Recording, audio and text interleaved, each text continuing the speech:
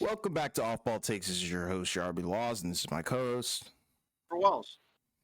Just to kind of kick off the podcast, obviously, we're a little bit late, but obviously, just to kind of mention, right, Bill Walton passed away at the age of 71 due to his battle with cancer. Obviously, an iconic NBA player, Hall of Famer. So just keep him in, your thoughts, and obviously, you know, we're obviously going to give our thoughts, obviously, out to the Walton family, right, because obviously it's a tough time. Also, a couple hours before we recorded, right, shortly after the Mavs game, right? Also, they mentioned Drew Gordon, older brother of Aaron Gordon, also died in a car accident. So obviously, thoughts and prayers out to the Gordon family as well, right? With all this tough stuff going on. But just kind of, we just wanted to mention it, obviously, because we didn't mention it on our last live stream, but we wanted to make sure that we put that out there because this is a guy that meant a lot to the game of basketball. Obviously, did win a title with the Portland Trailblazers, won Finals MVP, also played with the Celtics as well. Also a broadcaster for a very long time and was a great one at that. So just shout out to Bill Walton, and obviously rest in peace to a legend. Yes, rest in peace, Tim. Like you said, amazing playing career and definitely carried it over into the broadcasting world. We do appreciate all the support on all of our recent content. Our biggest Instagram reel did end up hitting around 45,000 views, so a round of applause for that. Thank you, everybody. We have a comment on that Instagram reel from Westside Paul on Instagram, and he said, he has a gauntlet waiting for him in the finals with Drew, White, and Brown. It's not going to be a center on him in crunch time. Celtics in five, and that's in regards to our short and Instagram reel regarding Luka Doncic and the Dallas Mavericks. So, what are your thoughts on that take? Because I think it's a very interesting one. I think we probably agree with the majority of it, maybe just in the difference of the Celtics in five part. Yeah, I mean, again, I think that this is going to be Dallas's toughest test, and we'll get into it obviously once we talk about the finals matchup. But yeah, it will be tough. It's Yeah. better personnel, I think, on both ends of the floor, and there's not necessarily a matchup where you can kind of rest Luke on. As great as he is, offensively, and he's become a much improved defender. He's no longer like just a straight up bad defender. But obviously, the goal would be to tire him out, and Mm-hmm. also like you mentioned, in crunch time, you know they can switch 1 through 4. So, and we'll get into that as well. But yeah, it will be a very tough matchup.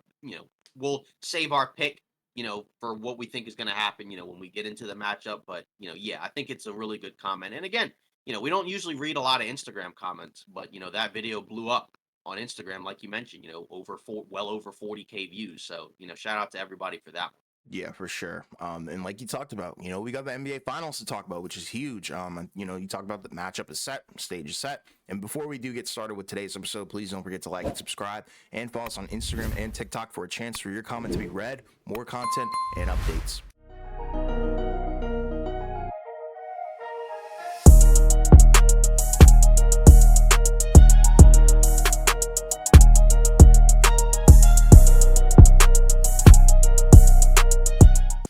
Yep. Obviously now, both conference finals are done, Mm-hmm. right? The Western Conference Finals wrapped up a couple hours after before we recorded because we did a live stream. So check that out. That's on, the VOD is available if you haven't already seen it.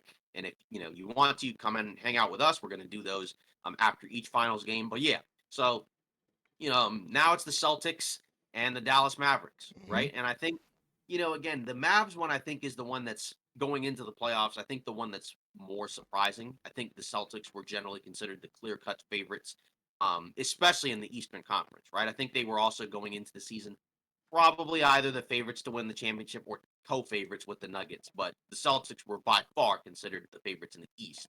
Um, Obviously, we know their path to get there, right? Obviously they took out the Heat, the Cavs, and then the Pacers, right?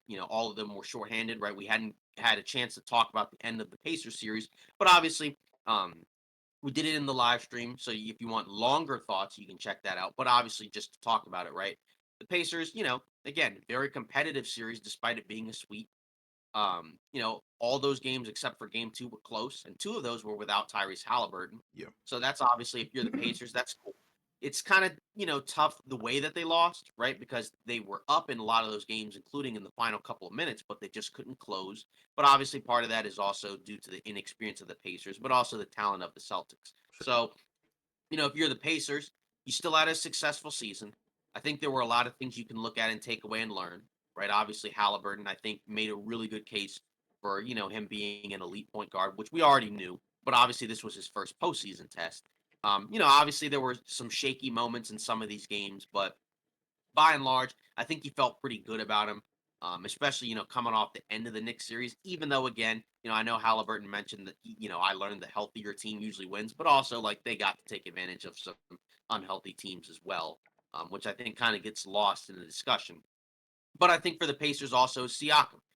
We already knew that was a really good trade, but I think Siakam played even better than I think you probably would have, even assumed, right? Even his 3-point shot, right, came around as well, right? Because that was kind of a topic of discussion when he was in the Toronto, right? Because he wasn't shooting very well from three as a Raptor this season, but he ended up shooting about 35 from three on the year. I think he shot about 39% with the Pacers. Didn't take very many, right? Two and a half a game, but put up 21 and 8 with 4 assists in the playoffs.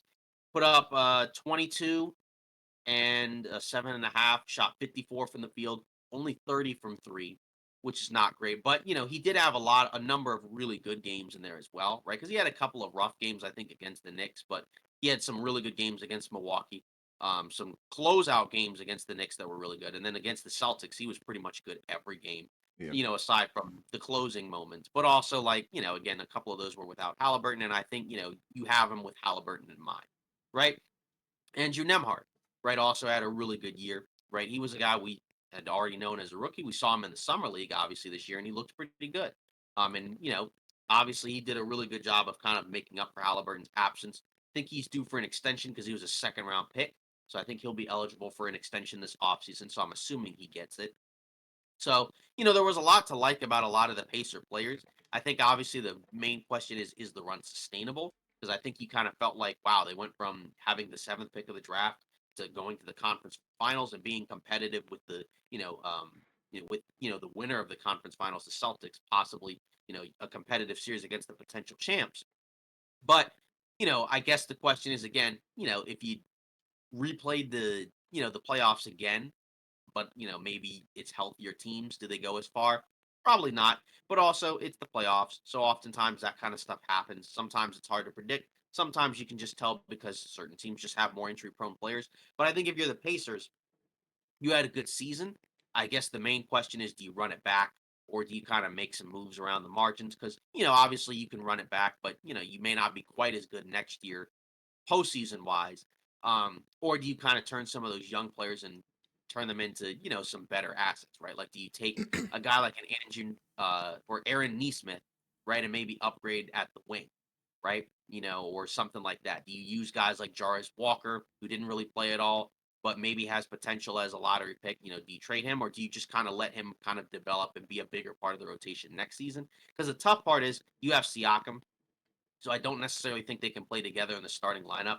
But, I don't think you necessarily just throw away the seventh pick of the draft unless you get something really good. Benedict Mathurin, do you keep him for year three or do you trade him? So there's a lot of questions for Indiana, but I think you can still say it's a successful season, even though obviously it's tough to get swept by the Celtics. But you put up a fight, and a couple of those games were without your best player. So you were playing with house money anyways. So this is probably their ceiling anyways, right? Like, Right. in terms of like going into the postseason, what was the furthest they could probably go? Conference finals, right? And that probably would have been a little generous because I think, you factor in the injuries, but that was, I think, probably your most realistic ceiling, anyways. I don't think you look at not being able to get to the finals as a loss, as a rough season or a failure of a season because they're not in that same tier as some of the other contenders. Right. But I think it may be tough to get back to it, just because I think you may not have as much fortune next season, and I think there will be some teams that may be better.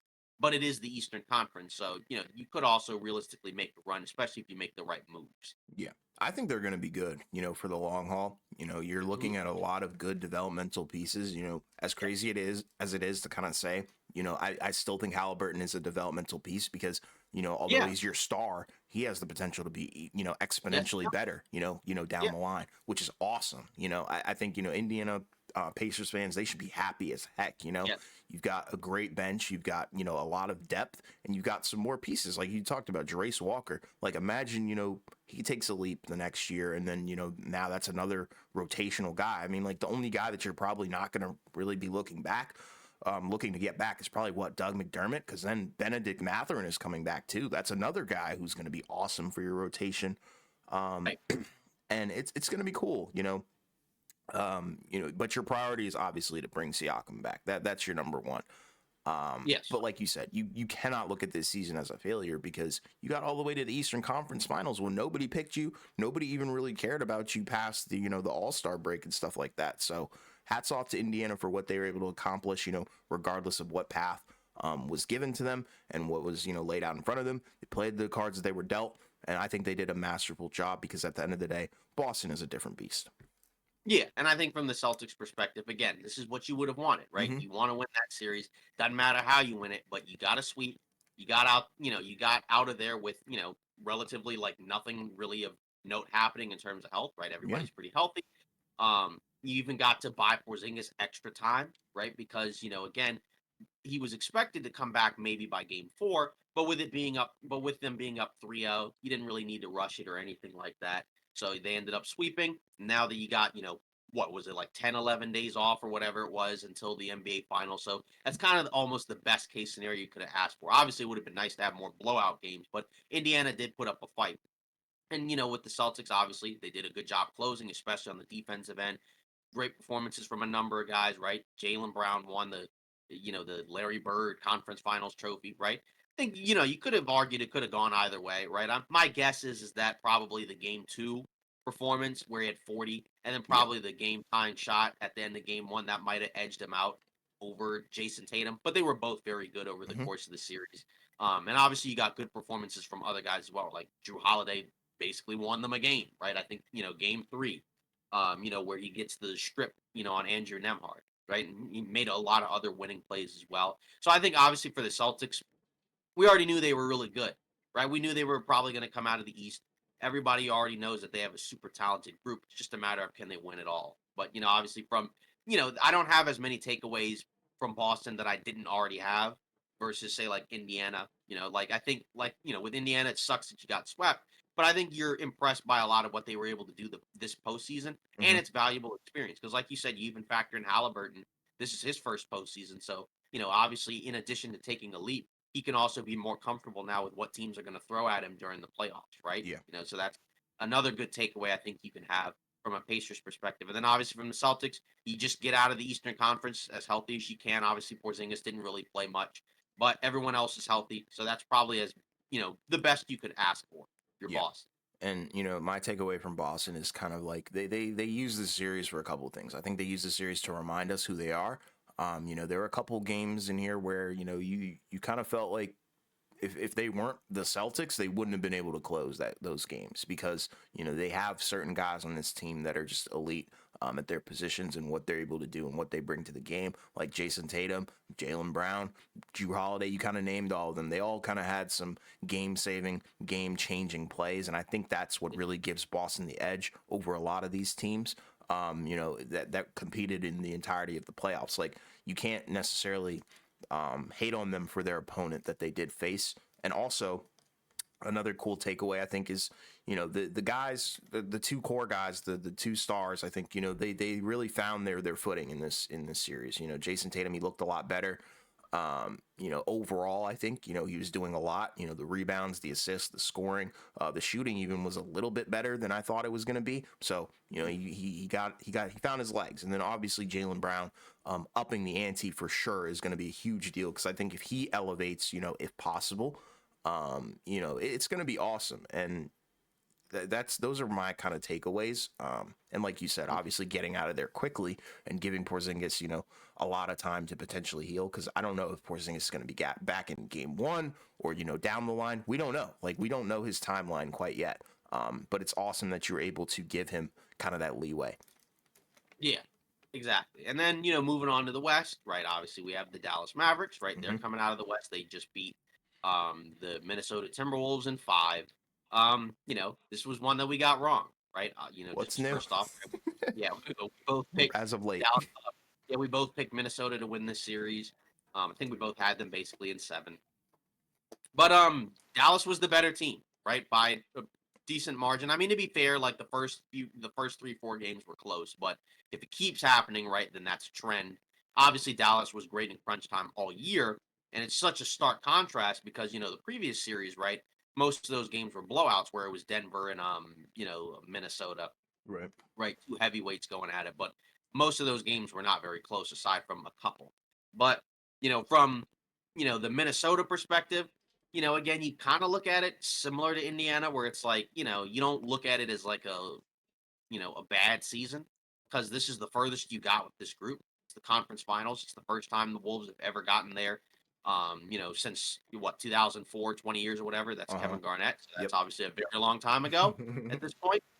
Mhm. Um, but I guess it's kind of rough where I think, as of right now, it may feel like a little bit of a letdown just because you took down the defending champs in a hard fought 7-game series, and then you just get wiped off the floor in five. But again, like, still a good season. One that I think they were better than I think what a lot of people expected. Because I think, given last year, I think there were a lot of people that were kind of moving away from Minnesota. I know that there were people who thought they would be better because of Edwards' development, but I still don't necessarily know how many people looked at them as like a serious contender Right. going into the year.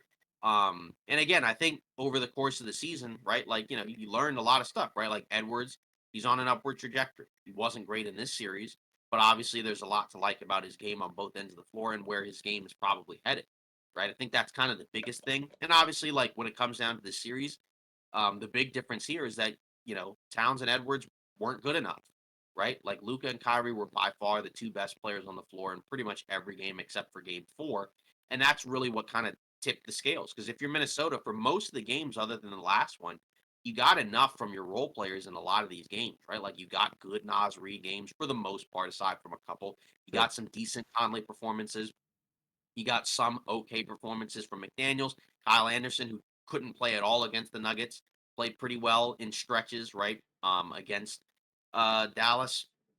And then, Gobert, obviously, he had some weird moments, right? Where he's getting switched on to Luca, but he did help, as like a, defender, rebounder, whatever you want to call it. But, Yep. like if you kind of pin the blame on who kind of lost the Minnesota series, it's really your two stars. Like Edwards and Towns were bad for the most part, right? Mhm. Obviously, these last two games they were better, but there's no pressure anymore once you're down 3-up, right? Through the first three games, where all of those games are pretty important, because any one of those wins can flip the series, right? They were rough, right? And I think the Edwards thing is kind of interesting because, obviously he's got a ton of confidence in his game and his mindset, but in some of these stretches, he looked kind of nervous, right? Like a Hmm. little bit scared in some of these moments. Like in Okay. game two, right? He was doubled and just kind of panicked and threw the ball away. Hmm. But that also, I think, kind of is an example of, lack of experience, right? This is like obviously he was in the playoffs the last couple of seasons, but this was his first real run where there's actual expectations compared to what happened before. Because once they took out the defending champs, a lot of people were thinking, all right, now let's see what they do against Dallas. But it's kind of a reminder of, hey, this is why 22-year-olds don't normally win you an NBA title Hmm. because they haven't gone through all the stuff that they need to go through yet. And he got better over the course of the series, obviously. These last, like game 4, he was fine, but it was kind of too little too late. And then obviously for Towns, he wasn't really good at all other than game 4, which is the other rough part, right? Like his shooting splits were absolutely abysmal, right? He Right. shot, I think, what, 30 something from the field and like 20 something from three for most of the series. And Edwards was 40 from the field and like 34 from three, right? Even though he had 9 rebounds and 8 assists, which is cool. But that's kind of the difference, right? Because I mean, the first 3 games were basically decided by a handful of possessions. Literally, Dallas won by 3 points in game 1, 1 point in game 2. Um, so that's kind of what you look at. But, either way, that doesn't change my perception of Edwards as a player. I still think he's very good and think he's only going to get better. Hmm. It's just kind of just like, yeah, this is what happens usually, right? Because again, like, with Tatum, right? When he was in the finals against Golden State, looked a little rough at times, right? Yeah. But obviously now he's a little bit older, so he's gone through some of that stuff. So Edwards is going to have to get through it too. I think with Minnesota, I think the real thing that becomes really interesting is the offseason stuff where they're going to be in the second apron. This is going to be one of the most expensive rosters in the NBA. So how do you realistically improve personnel wise? It's kind of tough to do that. I think you're kind of mainly banking on internal improvement from Edwards. Maybe McDaniels gets better on offense and becomes more of like a 15 point a game 3 and D type guy, right? And like more consistent shooter. But other than that, like most of the other guys kind of are in a way finished products, right? Like Towns is what, 28? So he's probably not going to be much better than he is right now. Gobert's already over 30. Conley's obviously, getting up there in age, right? He's pretty much ancient by NBA standards at this point. Um, so I guess that's really the main question, right? So like they'll still be, I think, one of the top teams in the Western Conference and in the NBA. It's just a matter of I think some people may be split on what they should do. Like I said, my gut is that they run it back and say, we got to the conference finals. It was a tough matchup against Dallas. We should still be better next year because Edwards will be better. And that alone can already, help him make the team, just a better team, right? Like if Edwards plays closer to what he was doing the first two rounds, maybe they win, or at the very least, it goes further than five. So I think that's kind of how you have to look at it. So it's still a quality season. It's just rough because obviously, again, it sucks that you win the first round in a sweep against a team that was expected to be better. Then you take out the defending champs, and then you lose in five in a gentleman's sweep. That probably could have easily just been a sweep. But again, the games were back and forth. So I'm curious to see what happens because again, I think there's going to be a tough level of flexibility that you won't have because you won't be able to, sign certain players. You won't be able to make certain trades, and it's only going to be more punitive, right? Because like Edwards, he's going to be making a big max deal over 40 million because he's all NBA, which is a good thing, but obviously that makes it tougher. Towns and Gobert are basically on max deals. I think McDaniels is on a 20+ million year extension, and then you have Nasrid and Conley. So that's pretty much the team you're locked into. So you kind of, like I said, you kind of have to hope that Edwards is good enough that maybe you can make a finals run. Um, but maybe I think after next year, maybe then you reevaluate what you do with the two bigs. But I think with next year, I think they just probably run it back. And then just like I said, just bank on your best player getting better. Yeah, and I agree with the majority of the stuff that you said. The only thing I disagreed with was Anthony Edwards looking nervous. I think that was more of a direct, I guess, effect of kind of what you see when an offense isn't polished. I think because you look around and the question really comes up that a lot of people have been debating as of late: is Karl Anthony Towns, the best number two option for Anthony Edwards? Probably not. But I he's think what you have. all. Yeah, he's what you have, bro, and you kind Yeah, of have to live with it, and that's kind of what I think we witnessed in this series. Also, it doesn't help when you do have Gobert kind of standing in the paint. Karl Anthony right. Towns isn't hitting his shots. Jaden McDaniels is kind of a 50-50 kind of guy, and you're the guy. And Mike Conley is Mike Conley, not like to be an insult or anything like that, but you know that he's limited, especially during his age. So I think that's kind of what it was. It was more so like, yeah, I'm feeling the pressure to create a lot because I'm the guy on the team. But Also, you give what's credit up? to Dallas defense too, because they were 100%. putting him in positions where probably the weakest offensive part of his game is his playmaking, right? Even though he's improved significantly as a passer playmaker, you can kind of see, in terms of decision making, like there were a couple of times where it's like kind of has a good shot, and then he kind of passed it up and kicked it to somebody else. And if it's not Kyle Anderson, then maybe that's a three. But Yeah. like I said, that's also where the development comes in, and I think he will improve at that. Like I said, like he's Yeah. not a finished product. Oh no, nowhere near it, and we're just seeing the beginning of it, which is awesome. But yeah, I agree with everything that you said about their offseason. I think they should target a backup guard in the draft. I think they have the 27th pick or something like that. So do that, especially in kind of like a weaker draft class where you could potentially hit. You could get the best player at number 27. That's pretty cool. Yeah, The only issue is you're gonna have to hit big with like minimum salary exceptions, guys like yeah. that. I don't know if that's the best kind of strategy, but that's your Yeah. only strategy at this point. You're Um, locked into this roster. exactly, and like you're gonna have to maybe cut payroll elsewhere, but at the end of the day, if you do that, you're losing a lot of depth, and I think that's gonna hurt them because they're not like the deepest team in the NBA, but I think they have some solid bench pieces that you have to figure out what you're gonna do with. But yeah, for sure, I think you need a backup point guard or some sort of guard that will give you not necessarily stability, but another sense Mhm. of creation and offense. Because I think Really that's something where constructive. yeah, exactly. Because I think that's where you saw them kind of struggle in this entire series was okay, Conley's out. Now we bring in Nikhil Alexander-Walker, and nothing's really happening. We're really seeing more so Naz Reid running the point guard, and I don't think that's the best way to kind of win a series. I mean, we know that Right. Naz Reid is a great creator. We know that's what he can do, but if he's running the sets, I don't think that's the best way to approach a finals run, and that's the tough part because do you really want to? What's the word? How do I say it? Do Like you really? overextend.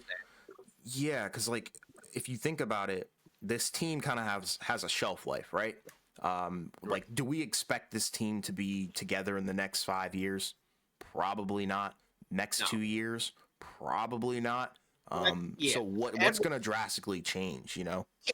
and that's kind of my thing where it's like I think next year they run it back, but I Mm-hmm. don't necessarily know beyond that what Right. they probably do because I think again the age of some of these guys, like obviously you don't want everybody around Edwards to just be a young guy. You want some veterans around him. But it's just like in terms of the guys that are the other stars, like Towns is 28, so like I said, he's a finished product pretty much.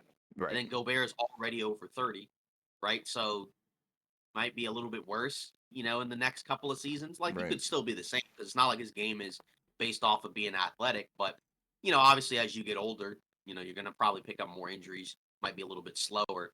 Um, so I think that's kind of the rough part. But again, that's the team that they, locked themselves into, right? They made the big trade where they went in all in for Gobert. And obviously, he was much better this year.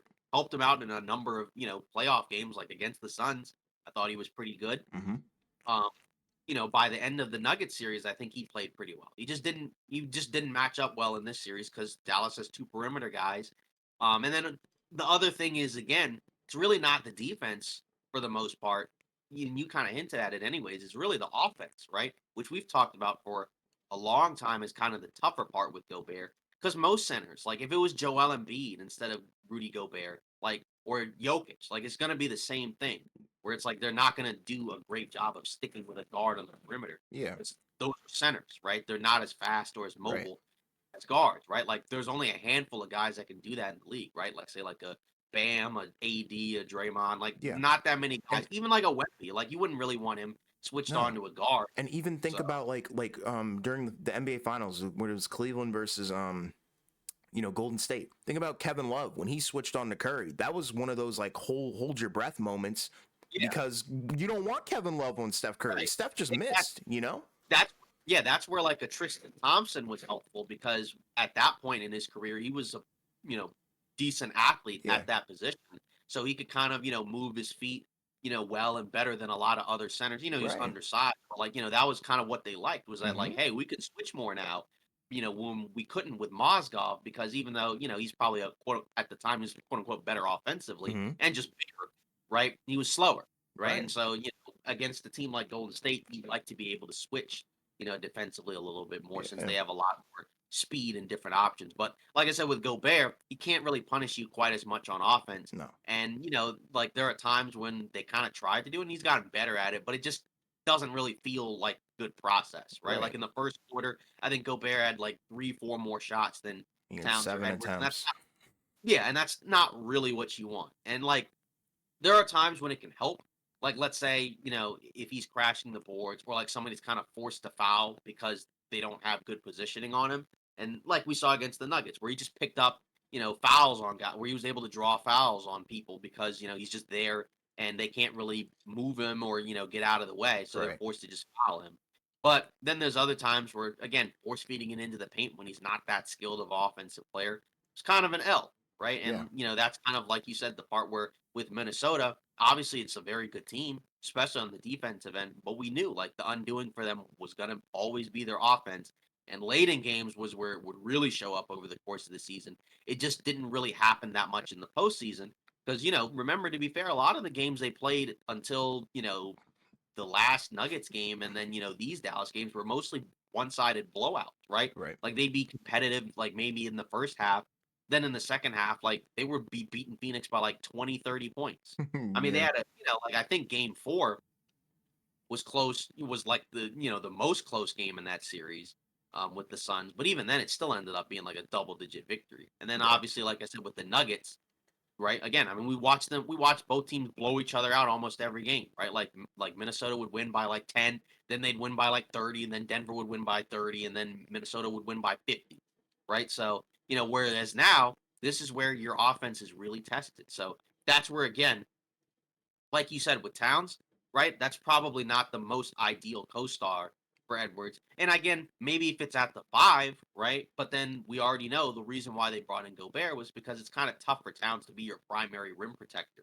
Um, and that's kind of the rough part. Yeah. Right, when they first had this group, right, they had I think it was Vanderbilt at the 4, right? And Okay. it's like you can kinda get away with Vanderbilt at the 4 because Towns can shoot the 3, so then you can get away with not having, like, a floor spacing 4. But then also, like, as we've seen with him on the Lakers, he's probably better not guarding 4s, right? So, I think, if you're Minnesota, like I said, you're gonna be good next year. You're gonna Yeah, be yeah, probably yeah. one of like it's like I mean, they're probably going to be one of the 4 remaining teams again. Of course, things can kind of change around depending on like injuries or whatever, right? Best case But scenario, though, they're there. yeah, like exactly, like something went wrong if they go out in the first round, Right. next season. Like, and but again, like you said, I think there is the question about shelf life where like you said, 5 seasons from now, like when Edwards is 26, 27. Are you still gonna have Towns and Gobert, Now and that's rough. I don't know, like, you probably still have McDaniels, Yeah, yeah. He's a and like stud. Conley's probably yeah, but like Conley's probably gone. And Yeah. again, like, those guys make a lot of money in terms of Towns and Gobert. So, we'll see what they do.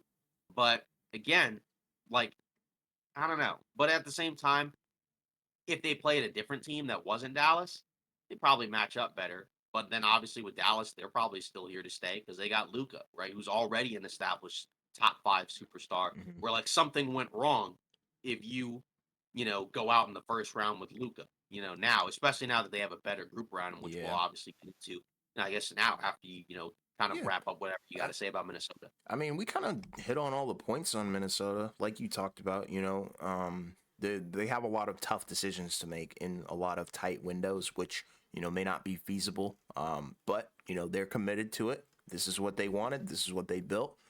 These are their decisions. It's not probably the best constructed roster, but it for sure fits into their identity, which is defense, defense, defense. But Yeah. you know, at the end of the day, if you're going to be facing, a Luka Doncic, in the Western Conference Finals, pretty much potentially, as long as Anthony Edwards and Luka are on those two teams, you're going to have to do I think, you're going to have to shift some stuff around because I think, there's no recipe um, as currently constructed with this roster. We've seen it already. There's no recipe for success. You need another creator. You need other guys. You need probably a better spacing big besides Gobert. Like, yes, Gobert does everything that you could possibly want from a big on the defensive end, but offensively, he is too bad, and there's no way to sugarcoat it. Like, Yeah. he I has mean, I no think touch. The yeah. IQ is bad, but at the same time, it's kind of hard to talk about that because I think there is another side to the story. There's times if you Yeah. watch this series where he's borderline wide open in the paint with a huge mismatch, Yeah. and they don't give And now him the ball, and that tells me right. a lot. That shows that they don't have a lot of trust in him to finish the easy ones. Yeah. So Yeah. I don't know what kind of game plan you go from there, but like Yeah. this was an abysmal loss. But you don't Yeah. walk away from it like feeling it's the end of the world. You just walk away with more questions, but you're still Mhm. happy with Anthony Edwards being around. Yeah, exactly. Like, and I think that's the tough part that we talked about with Gobert. It's really more so the offense because Mm-hmm. you mentioned the other centers, but those guys can hurt you if you play small. If you play Yeah. small against Embiid, he can hurt you off on offense. Same with all the other high level bigs around the league, right? Mm-hmm. Like AD or Jokic or Wemby or whatever. Yeah. It's just with Gobert, that's not quite as what he does. And like I said, he's gotten better at it, right? But at the same time there's certain matchups where it's going to be a problem. And again, like you said, with the two bigs together, like that's going to be part of the issue. Just because, again, like both guys are naturally centers, but they're kind of forced into playing together in order to fit the identity. And like you said, the identity is a good identity. It just long term over the course of the next several seasons maybe doesn't work. Like if you had one of the two, then that might, then maybe that might be okay. But, like let's say you had somebody that could shoot kind of like a Towns, but isn't necessarily a center, right? Where it's Okay. like they're more switchable defensively, and then it's like they can do whatever. Because like even with Towns, like I mean, like it's not like he's taking like a bajillion threes a game No, like he did in this it game, just but didn't like hit. They yeah. weren't going Whereas like in, and he was dang near fouling out. and the thing with him is that he can do other stuff other than just shoot threes. Like He he can can play post make. up. Yeah, he can kind of play make, but it's a little bit harder, I think, to do at the four next to a guy like Gobert. But also at the same time, like I also just don't feel like he's probably just an ideal co-star. Like I think Okay. he's probably better served as like a number three, but he's Good not luck with paid that like contract. yeah. But I was gonna say that's the tough part. Yeah, but that's the tough part. He's not paid like a number Paid like three. a number one. Yeah, so I mean, like that's kind of really the tough part. So it's like I said, I think you're kind of just banking on Edwards kind of figuring stuff out as quickly as possible, That's which fine. probably isn't necessarily fair to him. But It's the probably reality, the though. that's probably the only way that it's going to realistically work. But again, you still can't look overlook the fact that it's possible that with a better matchup, you know, they could have won and gone to the finals.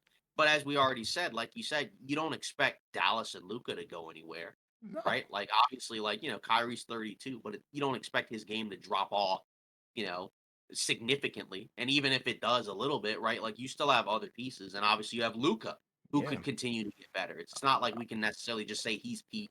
And then there's other teams, obviously as well. Like Denver's still going to be around. We know Minnesota does match up well with Denver. Yeah. And obviously, depending on what happens with KCP, maybe Denver gets knocked down a peg, and then OKC, right, can Yeah. only get better, right? And like Minnesota and OKC in the regular season, I think Minnesota beat them. I want to say 3-1, Hmm. maybe it was 2-2. I can't quite Hmm. remember, but like presumably OKC could get better. They could get more size, and then like they may not match up, and they can probably still match up okay against Minnesota because they can punish them, in other ways. But presumably Minnesota should still be sticking around. It's just like I said, I think next off season is probably where you might need to start asking some questions. But I think again, you took a step forward this year, right? Like Yeah. it's not Yeah. like you can't say at all this is a step backwards, right? No. Because we already knew that there's obviously going to be, and no team is perfect, right? Like there are flaws with that grouping, but again, you still got to the conference finals, Right. so like that's how you have to look at it. So like I said, you just kind of, it hurts in the moment if you're Minnesota, but I think if you take the long, if you like step back and kind of look over the course of the season, you're happy. Yeah. It's just obviously there's more pressure with the Gobert trade because you gave up a lot of your future assets. So I think there's a lot of pressure to kind of win now, but that probably just wasn't realistic, ultimately. But, again, could have been close. But like I said, when your stars played as poorly as they did, you're not going to win anyways. Yeah, and So, it's like I'm still okay with the Gobert trade. Like we right. talked about it in I think one of our shorts. We were talking about the complete validation of the Gobert trade. Yeah, it's cool. And Minnesota kind of got to the goal that I think they really had in mind, which was to get Denver the heck up out of there. That seemed like what their number one goal was, because I think as this Dallas series progressed, especially once we got to game two, I think you could Mhm. feel there was a lack of seriousness at times from the Minnesota team, the way they were handling the press conferences, talking about, oh, we just didn't want to get swept. That tells me they kind of went into this series not necessarily, feeling like they couldn't win it, but I think once they were down, they were like, okay, yeah, this is probably over. But at the end of the day, we did what we were able to do. Might Anthony have been the Edwards is still Anthony Edwards, but hey, it is what it is. Denver might have been their championship or something like that. Exactly. That's kind of how I feel. And that might be a reach, So I apologize to anybody who's like, like what the heck is Yeah. this guy talking about? I mean, But that's just like the way that I feel about it, because the right. team is 100%, built to beat Denver, as you clearly saw. There's no path. I think with the way that they played in that Denver series, they were the best team in the West. Then you look at this series and you're like, okay, what the heck happened? Yeah. But that's clearly because they weren't designed to beat the Mavs. Yeah, like I said, I think like for me, the main takeaway is like my opinion hasn't necessarily changed on a lot of the other stuff. Like Edwards, I think is still one of the better young stars, and he's Yes. only going to get better. And Yep. also, it's like my opinion of Towns. hasn't really changed. My opinion on, like the Gobert trade, like you said, it doesn't look as bad now because you got to the conference finals. Obviously, like I said, it's tough because I think it puts, like I said, a little bit more pressure on Edwards to kind of be really good right Right. away. But like you said, that's just kind of how it goes sometimes. Like, welcome to superstardom. Yeah, Um, literally. so There's a lot yeah, of so hype behind that guy, and probably right. the Minnesota Timberwolves as a team now. A lot of magnifying glasses on it, more than there ever were. People were looking at Minnesota and Mhm. putting a huge, big, fat red question mark when Gobert first got there. Now I think that's been amplified to the max.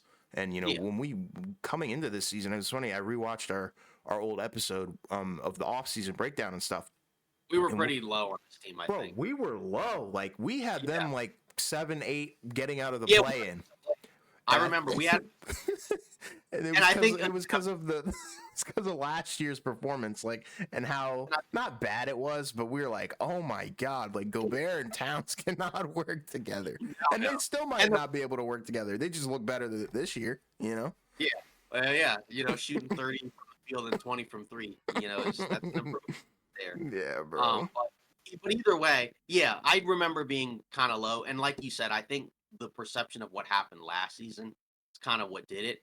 I think we were also kind of like wondering what is the leap Edwards takes, and like the level of leap Sure. the level of the leap would kind of also determine what their ceiling was, right? Because obviously, like he did take a leap, right? And it was good enough to get them to the conference finals.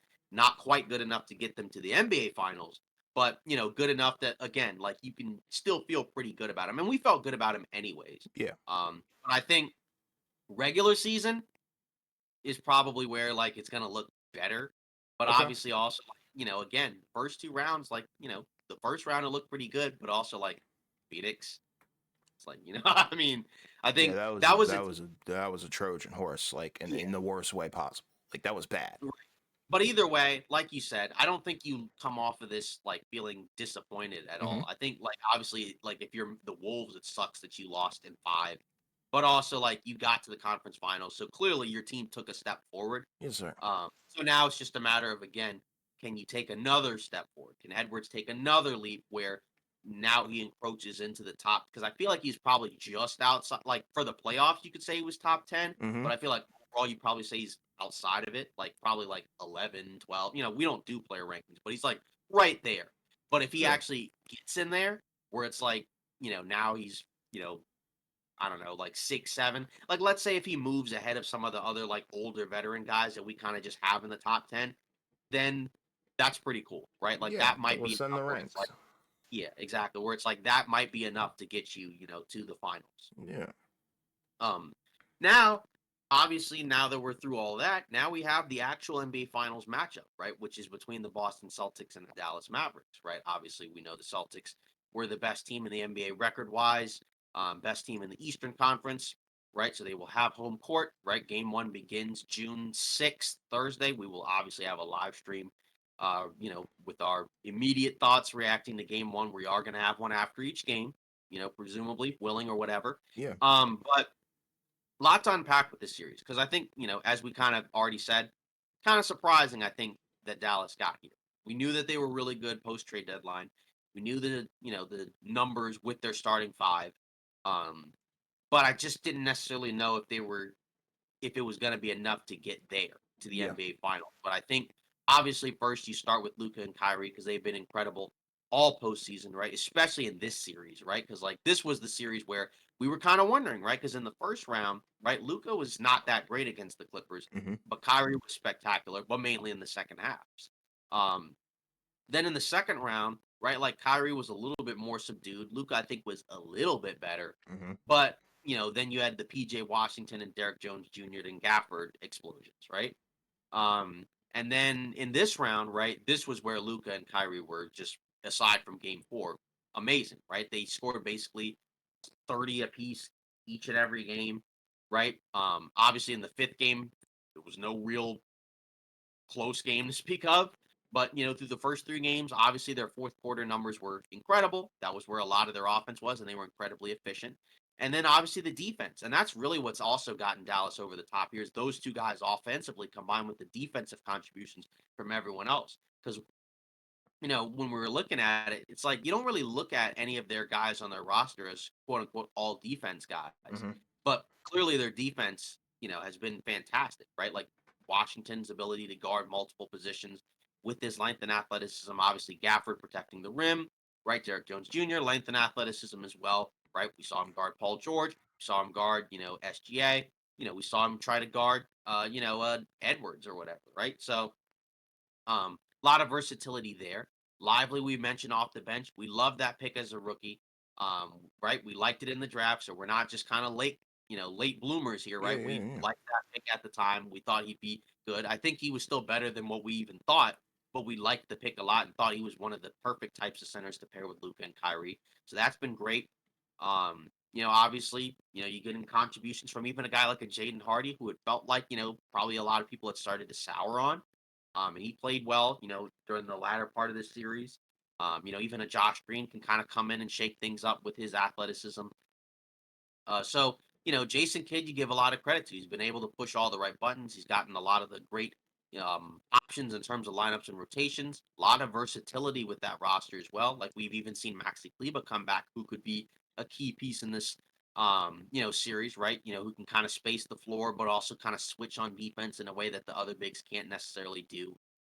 So there's a lot to like there, but obviously, whereas with the Gobert trade, people still probably are kind of questioning that.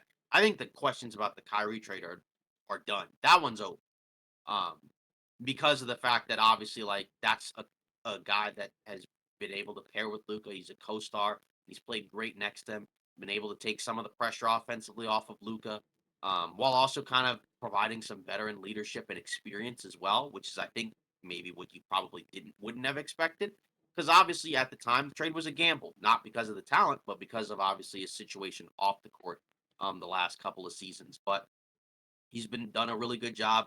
At the time, I remember them saying that, say like Jason Kidd, Mark Cuban, Nico Harrison, all those guys really wanted him. Luca also wanted him as well. So that part probably plays a factor as well. And now it's paying off, and now they got better talent alongside of them as well. Because I think at the time, um, we thought the trade was interesting. I think at the time we didn't like it quite as much, even though we thought that offensively it made a lot of sense. But I think also you kind of factor in like a lot of those midseason type trades takes usually a year to kind Yeah. of like really get a real perspective. It's kind of hard in the moment to really gauge, realistically. And we even thought, I remember going into the season, we thought Dallas would have a bounce back year, but not in this way. I think we Yeah. still kind of saw them as more of a play-in team, and I think we kind of opened the door for there's a world where it doesn't work out, and then maybe they move on from like the Kyrie situation. Hmm. So I think we weren't. So I don't want to necessarily make it seem like we were always really, really in love, but I Right. think at the same time we still thought that there was a world where Dallas could be better, not this good. Yeah. Because We last year expected they were my pick to win the finals, I think, and then they didn't even make the playoffs, which is hilarious. exactly. So yeah, and that shows you like a lot can change, Well, heck yeah. over the course of a year or an off season or whatever.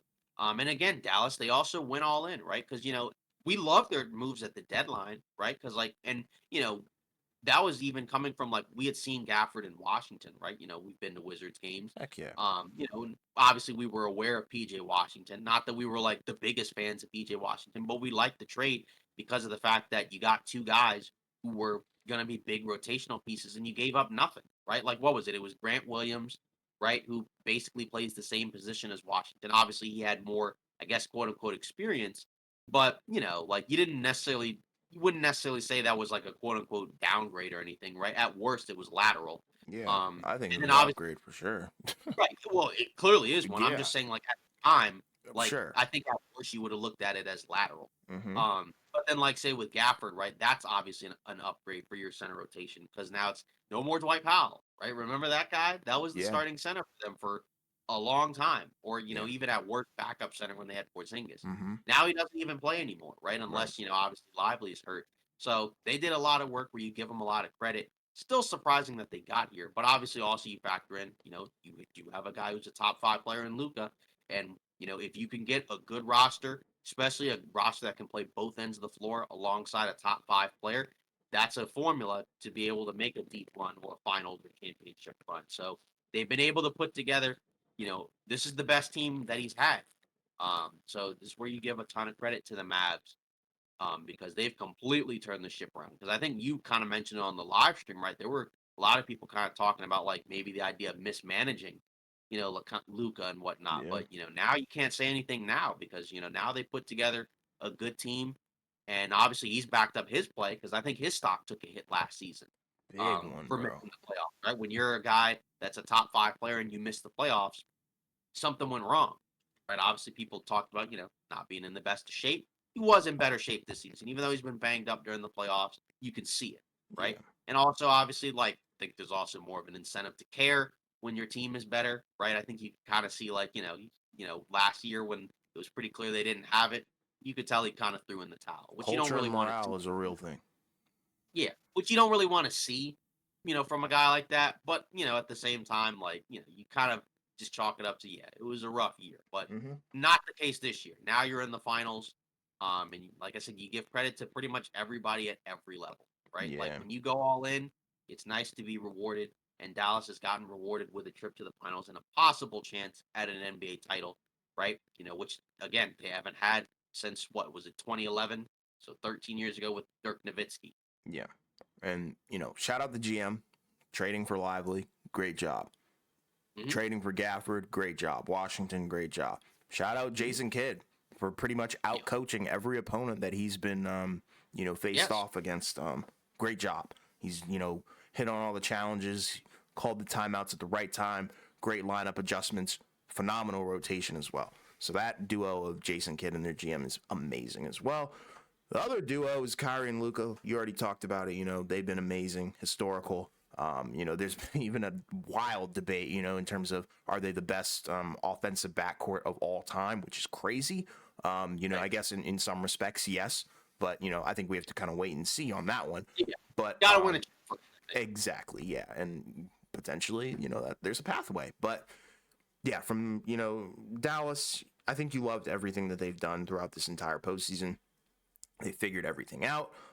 They found their legs in the Western Conference Finals, which has kind of been the trend, where you see these superstars really turning up and showing why they belong and, who they really are. And it's been awesome. Luka's been doing his thing. They targeted mismatches. They did everything. They made Minnesota uncomfortable. But, how does that look against Boston? That's the question. Because Boston is not Minnesota. And Boston is better for sure. Clearly, as you can see, why their record is what it is. They have a bunch of star talent, but at the end of the day, Dallas, they did their thing, and that's all you could really ask for. I don't think people saw them in this Mhm. position, maybe unless you're a Mavericks fan, but Right. a lot of people were very low on them just because of how they started the season in terms of who was on the roster. But you flipped, you got better at the deadline, and you've been rolling ever since, and it's been awesome to see. But what do I don't know what do we take what's our take on the finals? I think So, this is a good matchup. yeah, I think it's interesting because I think it's, kind of a classic case of you got the best player against probably the better team, Hmm. right? And that's where, again, like, where you can kind of go either way. Like, I think, for now, like, I would lean towards Boston. I think, I got the Celtics in 6, but there's a pathway. This is not a scenario where Dallas has no chance, right? I think that there's definitely a world where Dallas can win. It's just the path I think is a little bit tougher, right? Because I think one, first off, the first thing that has to happen obviously is Luka has to be the best player on the floor, right? Hmm. Like if he's not, then obviously that's the problem. I think he is, and I think he will be, but that's only one part of it, right? Then you need Kyrie Irving to be probably one of the 3 best players, right? So I think he has to probably outplay one of either Brown or Tatum, right? Which again, that might be a tough ask considering how good those guys are. But I think if Luca and Kyrie are 2 of the 3 best players, that's probably enough. But then you also need, I think, your role players. And I think that's kind of where the biggest divide is because I Hmm. think Boston's role players are just better players. Now that doesn't necessarily mean that they're going to win, but I think you have to factor in, like, say, with Derek White and Drew Holiday, those guys defensively, but also on offense, right? Hmm. Like those guys have been shooting pretty well from 3 all year. Obviously, the 3 ball is a high variance stat, so they could just immediately go cold. and then that becomes a problem. They can still defend though, right? Like it's not a scenario where like Holiday and White are going to get played off the floor because they can't shoot and all they can just do is play some type of defense. Like those are Right. all NBA level defenders, right? So they're never going to get played off the floor. They're not going to get benched in crunch time because of what they can do on one or the other end of the floor, right? And those two guys could spend time guarding either Luka or Kyrie, or they can help, right? Like we saw Derek White against the Pacers be able to kind of help off of guys and come in and block shots or get rebounds or whatever he needs to do. Same with Drew Holiday. So you factor that in. I think to be fair, I think you need Porzingis, Mm-hmm. right?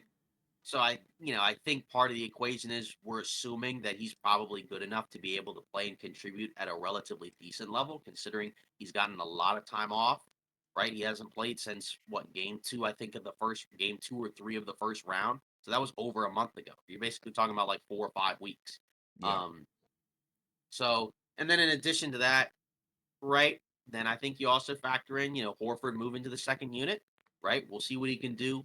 Because he's, started off kind of rough in the postseason, mainly with his shooting, but I think it's gotten a lot better. Obviously, he's the benefit of a lot of open looks because he can pop out to the 3-point line. Um, the bench also, I think, for Boston is kind of important because I think you need at least two guys off the bench to kind of help you, right? So one of them might be Horford, and then the other you got, one of like Peyton Pritchard or Sam Hauser or maybe one of the other guys like Tillman or Cornette or somebody. Because again, like I think with Boston, like a big question about them going into the season is well they have a great starting five. What about the rest? So the bench had been pretty good. Obviously over the course of the regular season. Over the course of the postseason, right? Some of it's tailed off, right? Like Hauser couldn't shoot, but he's still playing. And I think part of that is because defensively he's not really that bad, The effort's right? there.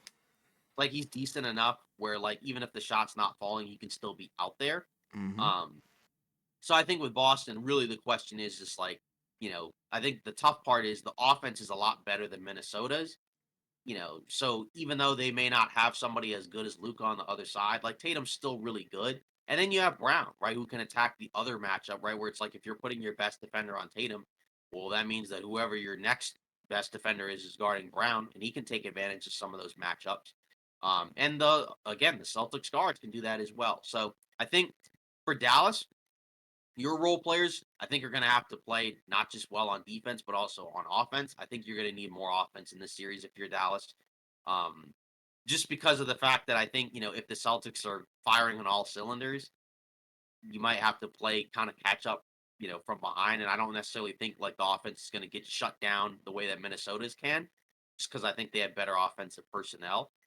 But again, looking around at Dallas's roster, say like again, Lively, he's obviously been great for them all postseason. Can he play? Can he continue that level of play against the Celtics? Maxi Kleba might be a guy that you might need, some minutes from because he's a guy that, like I said, he can space the floor, but also kind of move around and switch on defense. Again, maybe not a guy you want playing 30 minutes a game or close to that like he used to, but if he can give you like, 15, 20 decent minutes, that could probably help. Obviously one guard off the bench, right? Presumably Hardy or Green, I think, need to shoot well, right? So that's obviously gonna, be a factor as well. And again, like with Washington and Jones, they've kind of gone back and forth in each series in terms of shooting well versus shooting poorly, right? Like Yeah. first round didn't shoot that well. Second round shot the lights out, right? And then this last round didn't shoot that well. So, does it even out? Right? Like, because if those guys kind of start catching fire, then that's going to be a real problem for Dallas, right? Like, if Dallas's offense, can kind of match Boston, they might have the edge there, right? Or like if Hmm. because I think you presumably assume that Boston's offense, because they just have more good offensive players, might be better. But I think if Dallas can kind of match that, then that's where they might have the edge. And then it just kind of comes down to, again, can they get the stops in key games? But then also, like, if it's a lower scoring game, that could also benefit Dallas because then you kind of trust Luca and Kyrie in crunch time over, Tatum and Brown. But also, they have more options. So that's the other factor. Because again, if Boston plays their way and spreads the ball around and creates good looks like they've been doing for most of the season, that might be enough. But if it's a one-on-one matchup, then that might be a problem. But again, I have enough respect for Dallas that I think they can give them a competitive series, right? I don't think it'll be a sweeper 5 games. I think Luka's good enough that he can probably get you, 1 or 2 on his own. Um, but I think the role players on offense for Dallas are going to probably need to be a little bit more consistent just because I think you're going to have to at least kind of match it with Boston. But Dallas also has been really good defensively. So it's possible that they could kind of just slow down, some of their role players and kind of just where it's like they can't get to the rim and they're kind of forced to take a ton of threes. And then it just kind of comes down to the law of averages, whereas Dallas might be able to get some good shots. Because again, I expect all the stars to play pretty well. Yeah. So. Yeah, I think that's a very, very good, analysis of potentially how this series is going to go. And, the way that I kind of look at it is I think, like you said, it pretty much, if Boston runs their offense, to that Yeah. efficient clip that they normally do, And I think, they will win the series. And yeah, that's and what just they have to also do. just What's up? Yeah, and just also to add, like, defensively, right? Like, Boston can switch, I think, better than Minnesota. They can switch 1 through 4, right? Hmm. So there's not gonna be as many possessions where it's like, "Oh, shoot," we have, our center switched on to Luka or Kyrie. Like, it'll happen, but Hmm. probably not quite to the same degree. And again, like, you can just there are more guys that I think you can kinda trust trying to stick with Luka and Kyrie more so than Minnesota, even though I think Minnesota is the number 1 defense. But I think Boston's defense, even though numbers wise, it may not be as good. I think it matches up better. And I think that's kind of what we're hinting at, where it's like, I think these two teams, I think if you're Boston, I think Dallas is a team where you're like, we're built to beat this type of team, Yeah. right? Whereas I think if you're Dallas, I think you might look at it as maybe we're not necessarily built to beat Boston, but we should be able to hang with them because we have the best player and we can defend too. Because I think Dallas's defense is a lot better than I think what people think. And like I said, I think it has to do with the names, person, like in terms of the star power, right? Because Hmm. again, you don't look at the other role players as elite defenders, but if you watch Dallas and see what they do defensively, and again, a lot of it is taking away the rim because it's Yeah. like you got to take it up against the guy in Daniel Gafford, who's a physical athlete that can kind of ping your shots against the backboard. Um, and of course, Washington and Jones can also kind of get it done athleticism wise as well. And they're not afraid. So I think that's the other key thing as well, right? Like I think Dallas will have the confidence. I don't think they're gonna play nervous and scared because their 2 stars have been here, done that. Obviously, Luca hasn't won a title, but he's had a lot of big playoff, he's had, a number of big playoff games, even though again, 2 first round exits, a conference finals and then another finals appearance. But again, I think overall we've gotten to the point where I think you can trust Luca, to play well in a series, right? Like I don't think you're going to be worried about him making a lot of mistakes. Obviously, he had a couple of games where he missed some key free throws, but I think you're not worried about him playing kind of nervous or tentative, right? And then obviously the same with Kyrie, right? Like he had a weird game in Game 4, but by and large he's been great, this postseason. So like I said, it sounds like I'm making a case for the Mavs, but that's because I do think the Mavs can win but I just feel like the Celtics are better. So that's where I think the Celtics will win the series. But I wouldn't be, I wouldn't be shocked if, the Mavs were able to win. Like I lean Boston, where it's like, I mean, it could be like, I don't know, 55, 45 or something like that. You know what I mean? Got you. Yeah. And it's like, because I feel like if the games are close, then Boston, I don't know, they start slipping into some bad habits. Or the Mavs find a way to disrupt them. Okay, cool. Then Dallas definitely has a path for sure. But Boston is good at spreading teams out, spacing the floor, moving the ball. That's another thing that they're amazing at. Every single one of their guys can play make. And they need to hunt the mismatch here. They need to make Luka Doncic and Kyrie Irving work on the defensive end because they were just chilling pretty much on defense in other series, especially the Minnesota one where you can kind of just corner camp on a Jaden McDaniels because is he really going to take you off the dribble and put you in a blender? Probably not. But most of the guys on Boston can do something like that. But like you were Yep. talking about, there is a pathway for Luka Doncic and the Dallas Mavericks to win this NBA Finals, and I think it's kind of the same reason that we look at like say LeBron when he was on Cleveland when he was playing against the Warriors. Like it's because you have the best player on the floor, like wholeheartedly. Everybody knows Luka is better than Jason Tatum, but are the Celtics better than the Mavericks? Yes. So that's the question. Like it's all going to come down to who's going to be more efficient, who's going to execute better. And so far through the playoffs, I think you can make a case for both these teams executing. It's just they've had different pathways. The Mavericks, they played against a crazy, crazy, crazy run in terms of who they had to play against. And then you look at the Celtics, and it's like, okay, you played a lot of teams that are injured, but that doesn't take away from the fact that you're still there. And it's going to be Right. a wild, wild series, and I'm expecting it to be close. But at the end of the day, I'm picking the Celtics in this one. Yeah, I mean, again, like I said, I think two things can be true. I think one, you can definitely say the Celtics' path is a cakewalk. Two, they're in the finals, so it doesn't. I mean, like, not that it doesn't matter, but it kind of doesn't. You know what I Mm-hmm, mean? Like mm-hmm. at the end of the day, like you can only control who you play in front of. But I think that's where when people pick, you know, against Boston, I think some people are factoring that in where it's like, where how good really is Boston? Because, what would it have looked like if they didn't have such an easy path? Um, but and that's where I think Boston is better than some people may give them credit for. But like I said, the Mavs definitely can win this series. I don't think they will.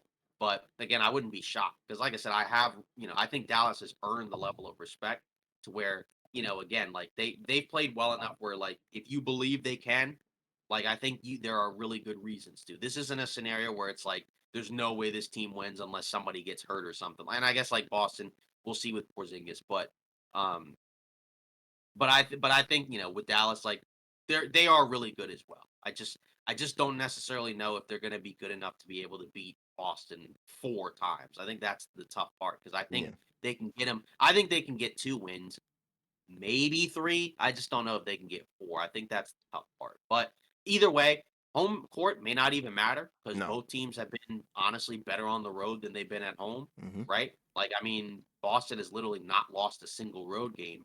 And I think Dallas has won at least 2 road games in every series, right? I think they won what 2 in the first round, Yeah. and then I think they won 2 in the second round, and then they won 3 against Minnesota, right? Yeah. So And my thing is with this series, another side note, and this is really short, but like I feel like people are talking about this series in probably one of the most biased ways possible, just because it is the Celtics. I know a lot of people hate the Celtics. People are not I talking do. about it. Yeah, I know, but we're talking about it objectively. I'm not a Celtics guy either. I can't stand them. But at the end of the day, I feel like that hatred kind of gets in the way, of the fact that by the numbers, they are one of the best teams, in NBA recency history. Like they're actually that good. Like they're that efficient. The record shows it. And you have a team of 5 guys or a starting 5 that are amazing, and I think they play the best version of team basketball in the playoffs wholeheartedly, and I think they're a better team than Dallas at the end of the day. But I just hate people trying to say that they're frauds and stuff like that, because that kind of tells me your biases are not being put aside, and you have to respect what they've done, and how they got here. Because I don't care what you say. Like, sure, the gauntlet was a little bit Mickey Mouse, but they kind of just they breezed through it as they should. They didn't struggle.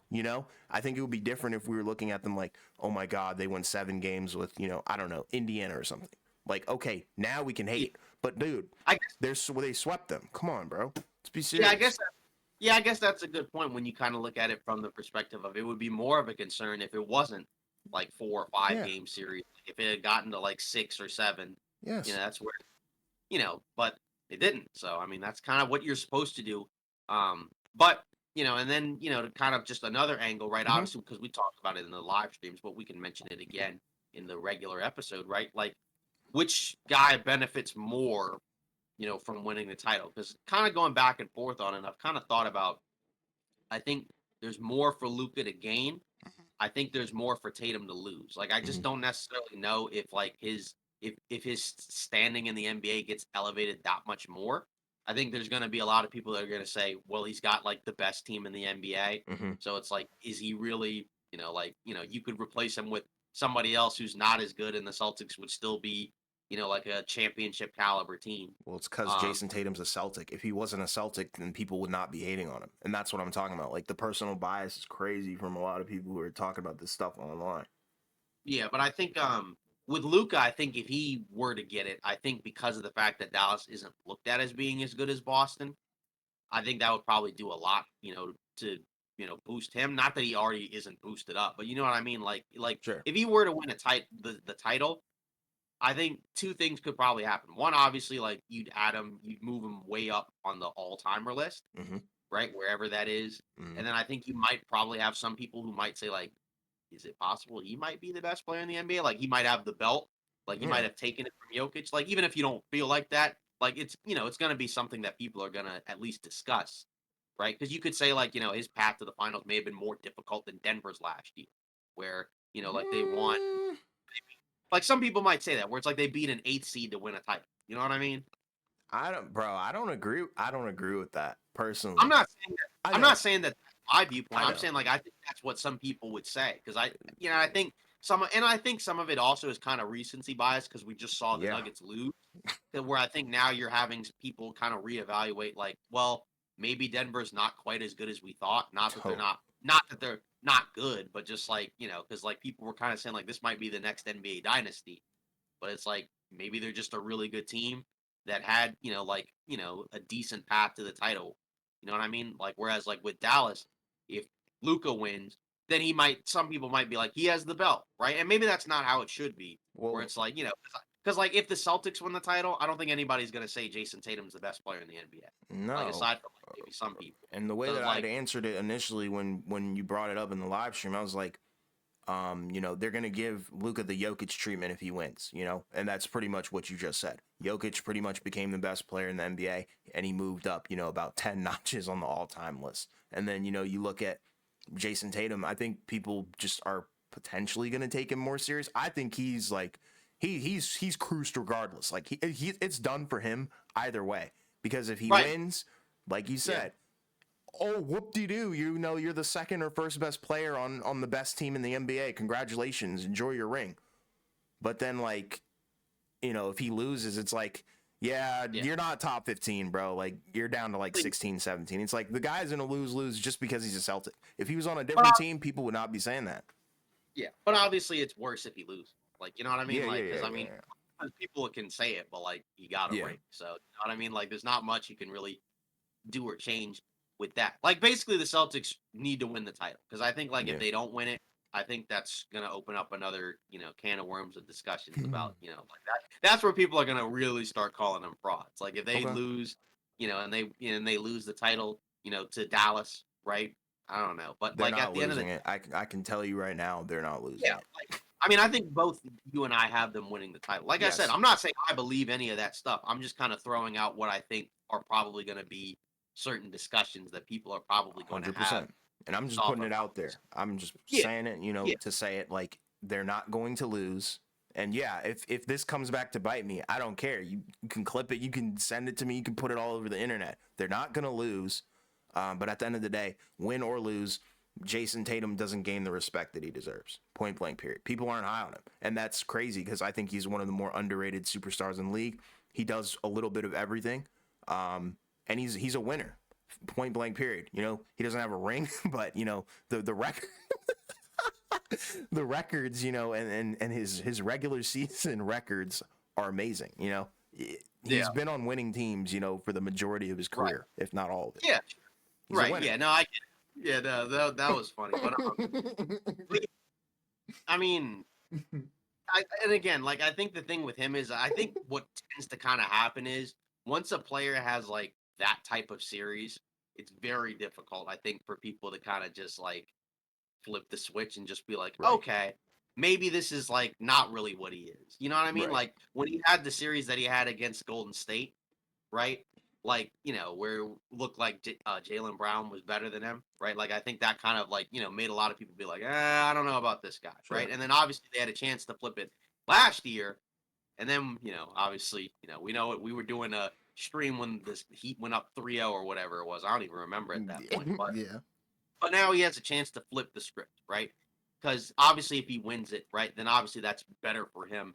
And it kind of validates the idea of like, yeah, like you can win with him as your best player. Again, they have a really good team, but it doesn't matter, right? And then obviously, obviously then it validates, which we never thought, like, because there was a point when people were starting to say we need to break up Brown and Tatum, Don't right? do Because I think that. last year what we said was you probably just need to change the supporting cast, like Yeah. because what did we basically say? We said probably gonna have to look at moving on from guys like Marcus Smart, Robert Williams. Yes. What did they do? They literally moved And they those got guys. better I don't think exponentially. we now I don't think we expected them to bring in Drew Holiday and Kristaps Porzingis. I don't I know don't how know they pulled that off, bro. yeah, I That's don't know how they insane. did that. But I think the main evaluation we had was like, yeah, they probably just need a little bit more help on offense around them, in comparison to maybe some other guys that play their position, which isn't a bad thing.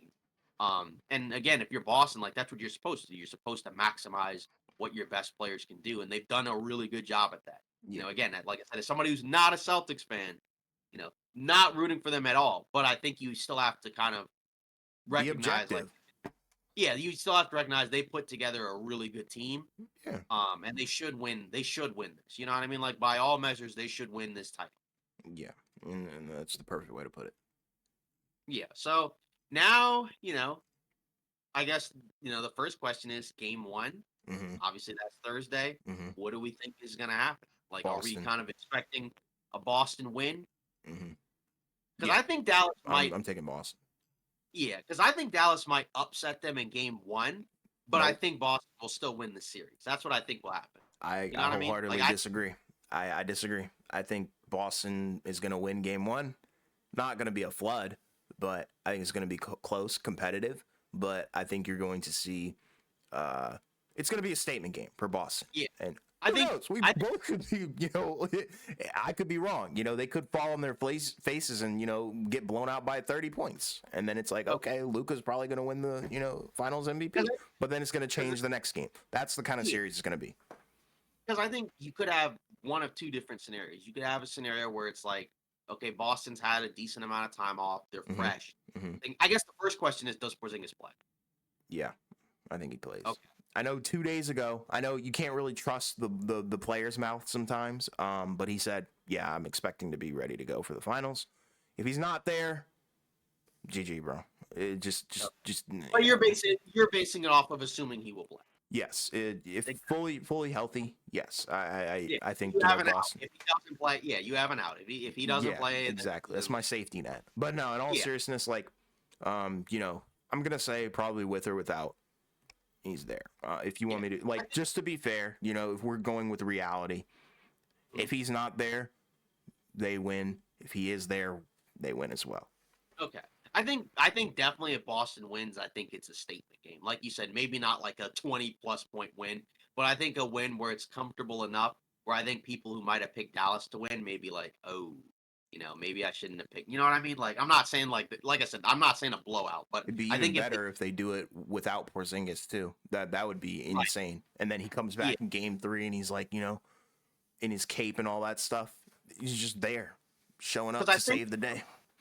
because I think you could read it as okay, Boston's got all this time off, so Mm-hmm. they could be fresh. Mm-hmm. Or they could have all this time off and be like a little bit rusty to start, and then maybe like pick it up as the game goes Sure. on. Like maybe like the first quarter, it's like really close. They look really bad. They look Okay. really rough and rusty, and then maybe they just pick it up, after that. Like because that's always kind of the tough part to predict because like every time somebody says that, it usually like goes the complete opposite, right? Because Mm-hmm. like say, what was it? Because like Minnesota came off of Game 7 against Dallas, right? And Yeah. they lost Game 1, but that was a pretty close back and forth game, right? It Yeah. wasn't like a scenario where it's like, ooh, they look really rusty. Although I guess Edwards and Towns did because they were pretty bad, but um, it wasn't like they got blown out, right? Like if what happened in game 5 happened in game 1, you'd be like, yeah, that was just like what Yeah. the heck was that? Maybe insane rust.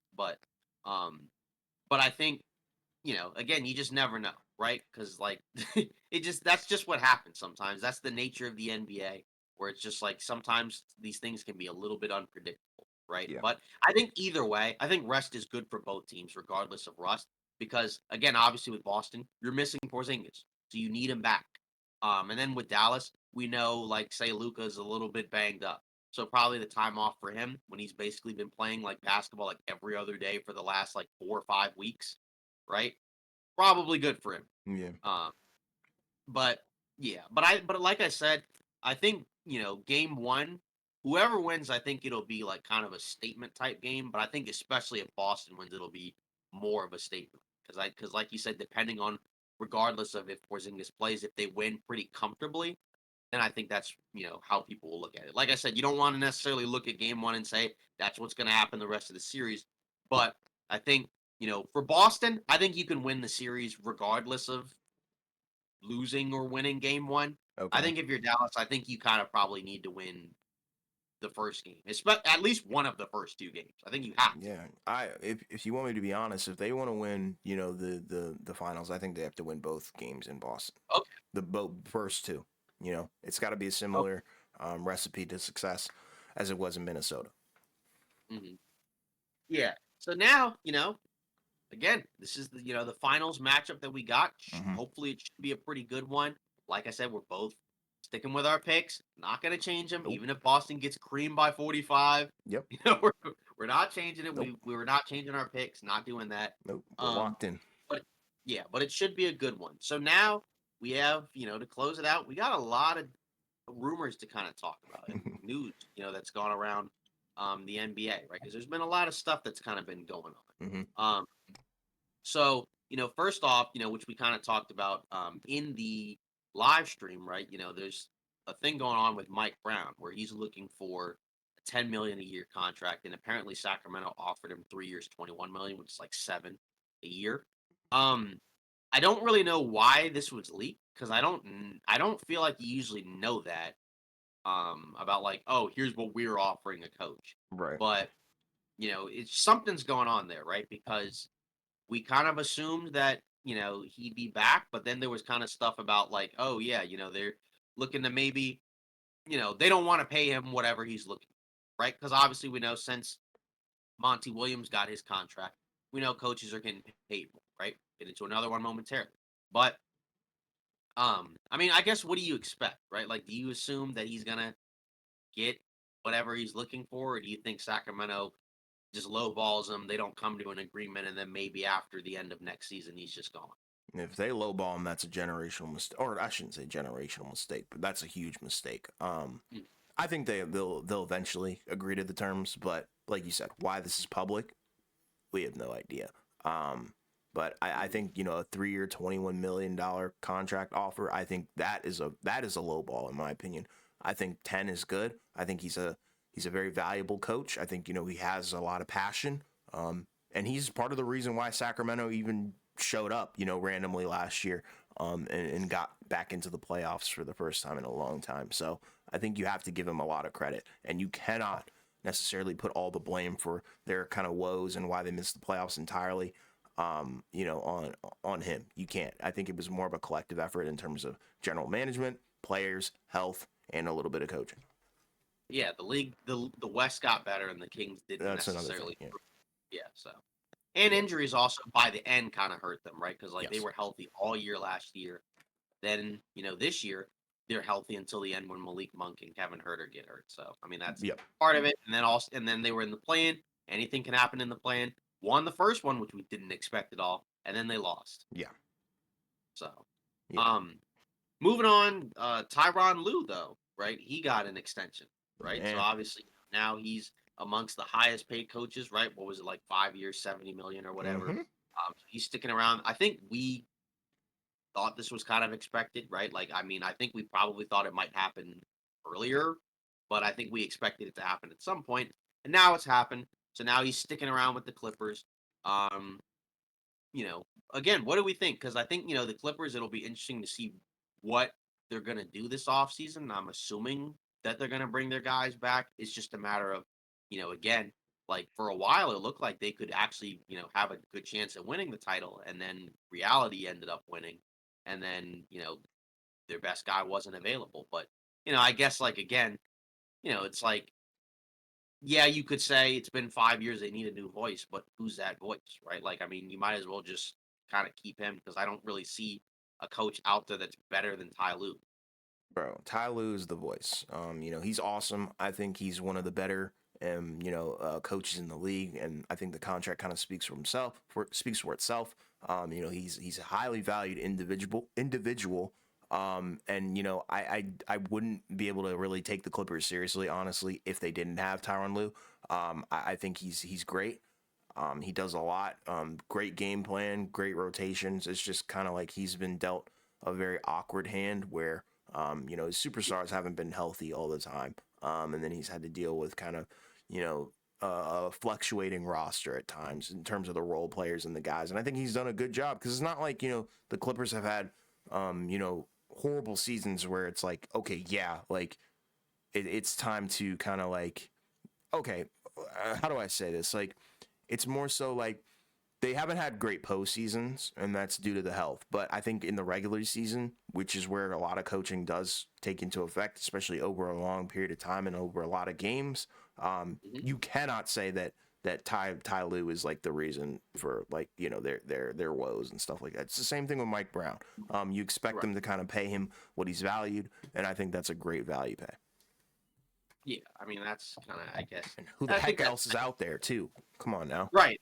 Like that to me would be the main thing is that like even if you wanted to replace him, who else is out there where you're like, yeah, this guy would be better than Luke. Like Yeah. sometimes you can say maybe we need a different voice, but like you said, I think he would be closer to the lower part of the list in terms of their issues. Because again, when your stars are not healthy and don't play consistently, that's a problem. And this was Hmm. actually the healthiest they've been since their first year together. And then it still didn't matter, right? Because Yeah. then Kawhi was hurt at the end. So that's probably not going to improve. But, either way, regardless of whether or not you stick with this Clippers core or not, I think he's still like a voice you would like to have, right? Like, let's say if you just like tear it down and rebuild, maybe you'd be like, let's have him kind of be a voice for like the young guys coming in, even And though he he deserves may, that tenure. He deserves it. right. And now that moves him into the top five in terms of highest paid coaches per year, right above Monty Williams, and then right below Spoelstra, Popovich, and Kerr. Yep. I don't know what that smirk there was for, but It was for Monty Williams. That's all. It's just Detroit. minus It's a funny city. No offense to Detroit, but it. Y'all are going through some tough times in terms of the NBA, man. Tough times. Tough times. yeah. Um. So according to Mike Scotto, rival teams are expecting the Hawks to shop DeAndre Hunter. Hunter's owed 70 million over the next 3 years, right? Average 16 a game while shooting 3.5 on threes. Like I said, not the biggest fan of DeAndre Hunter, right? Obviously, I don't know him personally, but I'm just saying, like, I think he's paid a little bit too much in terms of what he actually is.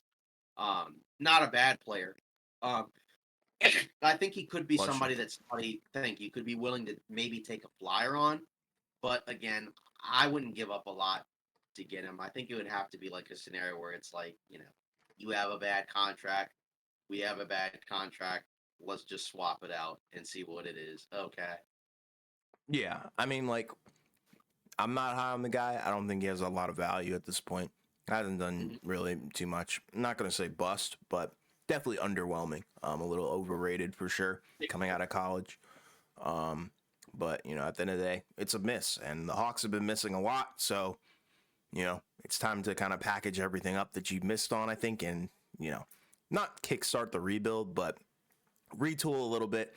That way you don't waste Trae Young, or you really have to move on from him. Because I think there is a scenario where, okay, yeah, if you get the right pieces around Trae Young, you're right back, in playoff contention, especially in the weak East. Like, there's no excuse to be this bad, especially considering the state of the Eastern Conference. But at the end of the day, that's the general manager's decision. Yeah. And yeah, I think it does for sure start with some of the guys that are arguably dead weight, and that's no offense to him. Yeah. Then we have three other teams, with lottery picks: Houston, Memphis, Utah, right, that are looking to possibly trade those picks to bring in pieces, right? Utah is expected to shop their two first round picks, 10 and 29, for a win now player, according to Michael Scotto, to accelerate their rebuild or timeline around Laurie Markkinen. Houston, right, they want to win now, right? So they want to trade that number three pick potentially, hopes of landing a star, right? And then obviously Memphis already kind of has some stars in place, so they maybe want to bring in a rotational player. So I guess the Uh, question is, like, which of those three teams do you think it makes the most sense? I guess to kind of move their pick, and okay. then like, I guess I don't know, because like I feel like it may be Memphis because you already have them in Okay. place. But at the same time, like, I guess my question is with Utah, I guess I'm maybe slightly skeptical that like the 10th pick is actually going to bring you like a win now player. Yeah. It based off of what we heard, it doesn't seem like there's a lot of people that have a lot of like, I don't know, stock in this draft. I mean, I could be wrong, but I don't know. Like, I mean, the Grizzlies core right now is probably the best one because that one already went to the playoffs. Yeah. Even though like Houston may have, I don't know, maybe you could say Houston has more long term potential, Hmm. possibly, but at the same time, like they don't have an established like a John Morant type guy, on that team just yet. They may get that eventually if those guys get there, but I don't think they have that yet. And then I guess with Utah, you have Laurie Markkinen, but I feel like the surrounding pieces are not quite at the level of the other teams just yet. So I guess like I think it's like it could just be Memphis because they already have like a good team in place, Okay. so they're probably closer to whatever the next level is than Houston or Utah. But I think any of those teams could make the case of like, yeah, let's trade this pick and bring in somebody. But I guess what do you think? I would say Houston. Oh, Because I think you said what they have the number 3 pick. yeah, and I guess Yeah. the number 3 pick would be more tradable than Yeah. 10. Exactly. Maybe. That's a high value pick potentially. I don't know Mhm. how high valued it would be in this class, Right. draft class. But at the end of the day, number 3 is better than number 10. Um, so I think it makes the most sense for Houston to do that because I think if you get another uh, certified bucket getter, certified winner, all that stuff, whatever you want to call it, Mhm. win now player. I think That's going to help you. I think that's going to not necessarily push you up a tier, but I think it's going to make you better than last year. And that's kind of what you want. You want steady progression. And you want to, just get better with time. And, you have a great coach there in Udoka. You have some core pieces that I think have showed a lot of promise. The Thompson twin. You've got Jalen Green, who looked, a little bit better towards the end of the mhm, season. I think, we're expecting big things from him potentially. And then mhm. Şengün as well. I think there's a solid core there. But for Okay. Memphis, I would say keep that pick and just get better. And then Okay. with Utah, Mhm. why are you even thinking about doing a rebuild around Laurie Markkinen? Like that's just some like fantasy world stuff, in my opinion. I don't foresee yourself being, I don't foresee Utah being a competitive team built around Laurie Markkinen. And that's no disrespect to Laurie Markkinen. He's just not in that tier where I think, they should be building around him. You guys need to He better. draft, bro. Yeah. Draft. He like I think we're definitely in total agreement on Utah. I think with Utah, it's more so. I feel like Marketing is probably better suited as another guy on your team as Yes. opposed to like the guy on your team. And that, Yes. like you said, that doesn't mean he's bad. That doesn't mean he's overrated. Right. It just means, what is your ceiling if he's your best player, right? Like, I mean, in the Western Conference compared to all the other teams, You're not right? competing.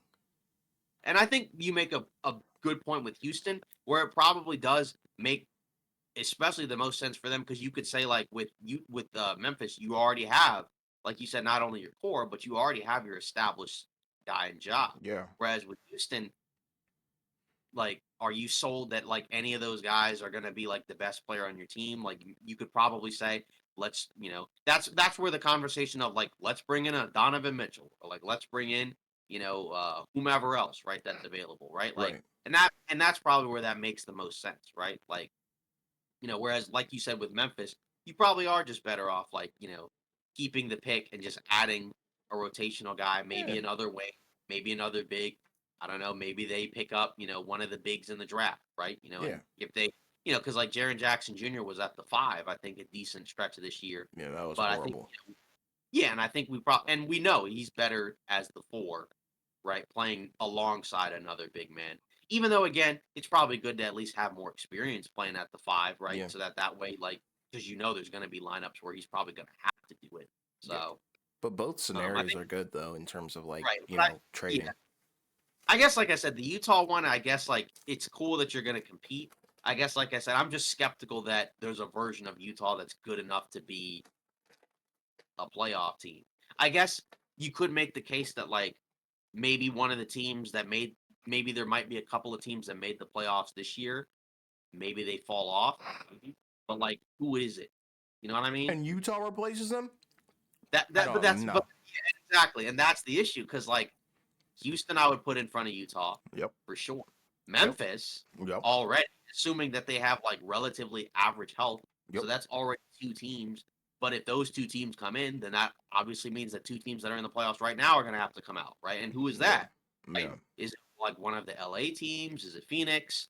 Like If you want me to we be don't. honest, bro, I'm putting San Antonio over Utah, especially, after, their potential offseason moves and stuff. Like, I feel better about San Antonio than I do about the Utah Jazz. Come on, man. So I mean, it's interesting, but again, like I guess you can applaud Utah for trying to be competitive because there's. I mean, I guess No, like no, draft. I'm no, not, I'm not, I'm not clapping for them, dude. Draft, rebuild, bro. Like, don't rebuild around the wrong guy. Like, that's you're not you're just gonna, no, bro. you're I'm not not high on clapping. this, bro. You're not clapping for Utah. No, I'm not clapping my hands for Utah. I'm not doing that, dude. So yeah, so you wouldn't trade the 10th and the 29th pick for I don't know some random guy. No, I mean, think about the market. Like, okay, let's do a hypothetical. I'm not trading the 10th and 29th pick for Kyle Kuzma. Let's Okay, be serious. what about Think about who's yeah on the market.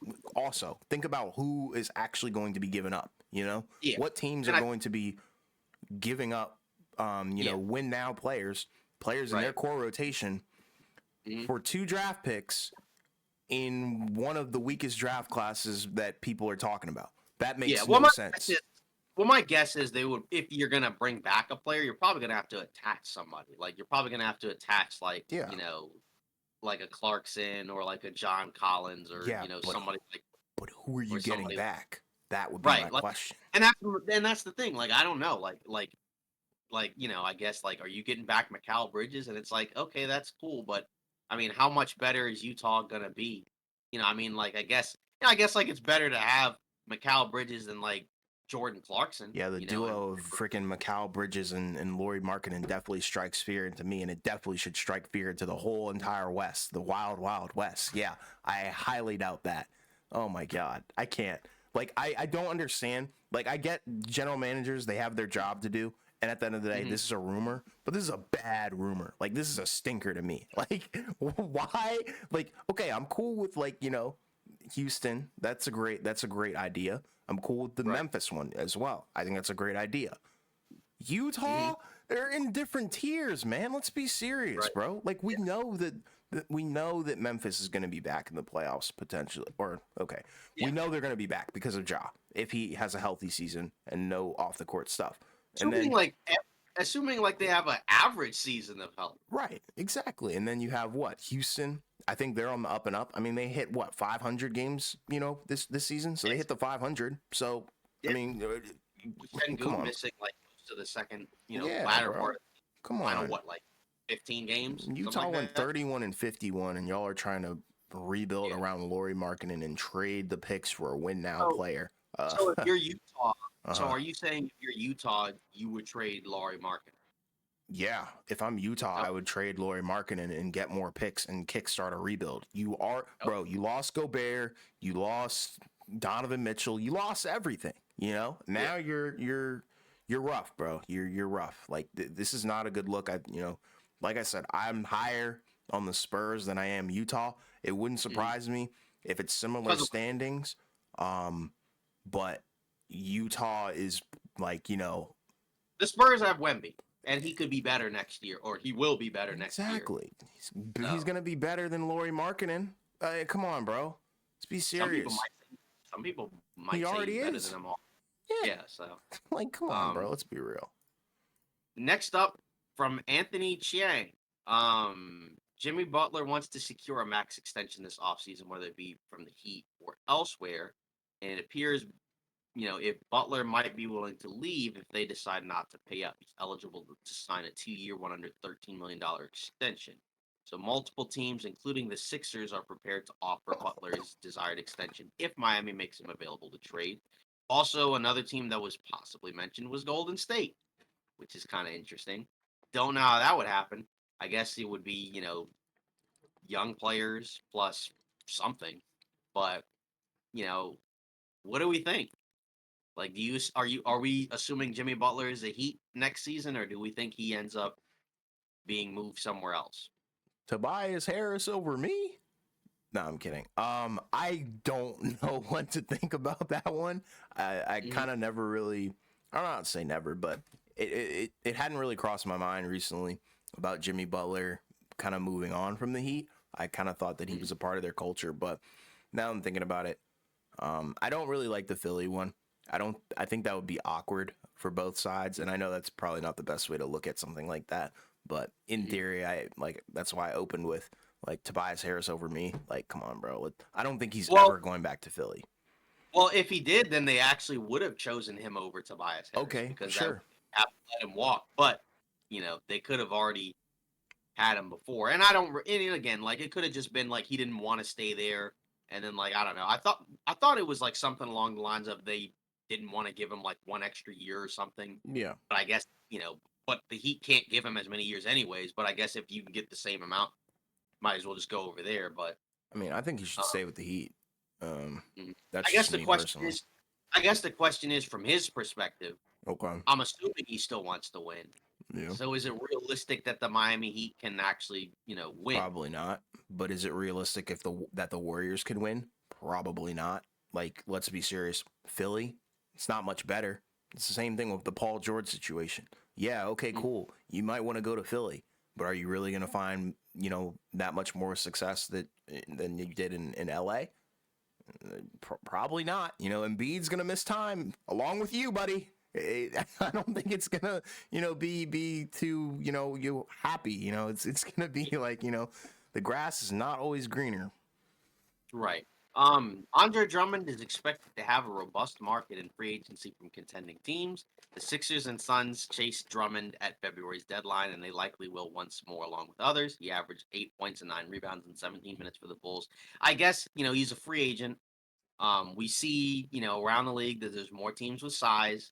He's a big guy. He can give you some rebounds.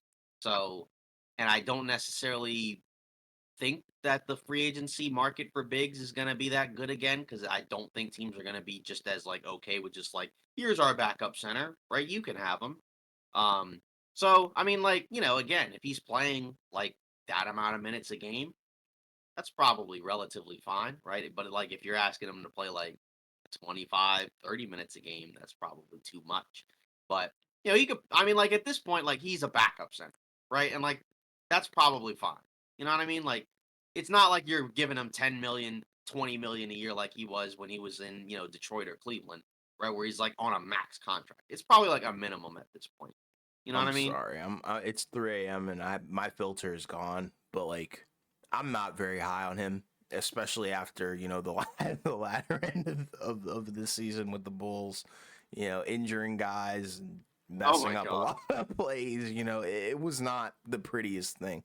But in all seriousness, I think there's a good market for him. That doesn't surprise me. I wouldn't call it robust, but I would say good, to the point where, all right, like you said, teams are wanting size. They're looking for that third big man that they can kind of prop into the rotation, maybe even like a second one. Like some teams don't even really have two good ones. And, he could be that second guy where, Yeah. he comes off the bench and, does his thing, gets the Yeah. boards, Mhm. putbacks, all that kind of Yeah. good stuff. Yeah, like if you're Philly, like in Drummond's your backup center, right? Hmm. Like that's probably relatively fine, Yeah, right? Like that's it's serviceable. I wouldn't be yeah, like mad at it's that. better than what they had before, where it was Mo Bamba and Right. guys who couldn't play because he was hurt. Right. And then I get Phoenix. I mean, Yeah, Phoenix is he's a big one. better than Drew. He's better than Drew Eubanks, Heck right? yeah. So Heck yeah. yeah, so yeah, Yeah. so and again, there'll be other teams like any team, like you said, that needs a backup center, like another center in their rotation. Like they're gonna be interested. It's just Yeah. a matter of like, you Make know, sure it's a winning team. Don't overpay it though. Like, right. Well, I don't think he's gonna get like, exception level money. yeah. And like some Okay. of those teams, if they want him, they're gonna have to get like Philly, I guess, because they have so much cap space, could probably just be like, we can give you the most money. If they Yeah. really want it. Yeah. Like if they just struck out on a bunch of guys and they're like, let's just get depth, they could if they wanted to. I'm not Right. saying they will, right? Because that's he's not gonna be their first option. But like a team like Phoenix can probably only give them the minimum, Right. Right. Right. right? But maybe they might be able to offer him more playing time, I suppose, right? Because then like he could split playing time more so with Nurkic than Embiid, because like Embiid's going to be playing 30+ minutes a game, but Nurkic probably isn't. So, Yeah, like, I we'll don't know. see. It's just, I guess it depends on what he values. But like, and of course, there'll be other teams that could use a backup center as well, right? Like, we know what they are, but it's just those are the names that have come up, for example. Hmm. I guess because they tried to trade for them. Yeah. Then let's see. Lakers would prefer to keep Austin Reeves long term instead of using him in a trade. They refuse to include him in a deal with DeJounte Murray, and they will likely hold the same stance again this offseason. He's viewed internally as a strong fit alongside LeBron and AD. And how do we feel about that? So, in other words, it's more likely if they make trades, they will include other guys like Rui, Vando, maybe Vincent. What do we think? So because your mic went out for half a second, but Oh, was it Austin Reeves or D'Angelo Russell? Who was it? Reeves is the Okay, one it that was they don't Reeves. really want because I think D'Lo is a player option, so Okay. he's either opting in or he's going to opt out and either resign or go elsewhere. I mean, he's good. I think he's a good core piece to have around, especially considering where you drafted him. And you hit on it, or I think wait, did he go undrafted? I can't remember. He's undrafted. Yeah, so it's like I think you hit on him. So keep him for as long as you possibly can. Um, I wouldn't make any drastic moves unless it is like a bona fide third option where it's like, okay, yeah, this is going to put us in playoff contention and we won't really miss Austin's productivity. But, Right. If it's a guy that kind of does similar things to him, um, but maybe might have a little bit more holes in his game when it comes to being alongside LeBron and Anthony Davis, i.e., maybe being a little bit too ball dominant for a player that might not be in that superstar tier. Yeah. I think that would be a huge mistake because I think, AR plays beautifully off of LeBron and AD at times, Yeah. when the lineup is working right. But, at the end of the day, I think keep him. I wouldn't I mean, really. I guess I'm not gonna say the way I'm not gonna say he's off limits, but I would right. say be cautious with him. Yeah. Because I think, like, the phrasing from a lot of these type of reports makes it seem like he's completely just like untouchable. Hmm. And I don't think that's the case. I think it's kind of more so like if it's an all-star, like high level player, then they'd probably be okay with it, especially if it's a guard, Yeah. right? But if it's like DeJounte Murray tier or lower, then you're better off probably just keeping him because then it's like, you're not really upgrading that much. And it's like you'd be better off trying to move one of the other guys and bringing in somebody else. Hmm. You know what I mean? So it's like if you could get DeJounte Murray without Austin Reeves, then that's fine, right? But if you have to have Reeves in there, which that's what it sounds like is ultimately what led to that happening, like that's why they didn't get him, then it's like, yeah. But again, it's kind of a topic of contention because I know that there are a lot of Laker fans that are like they should have done it. Um, Trust me, you know, you would so, not be happy with that.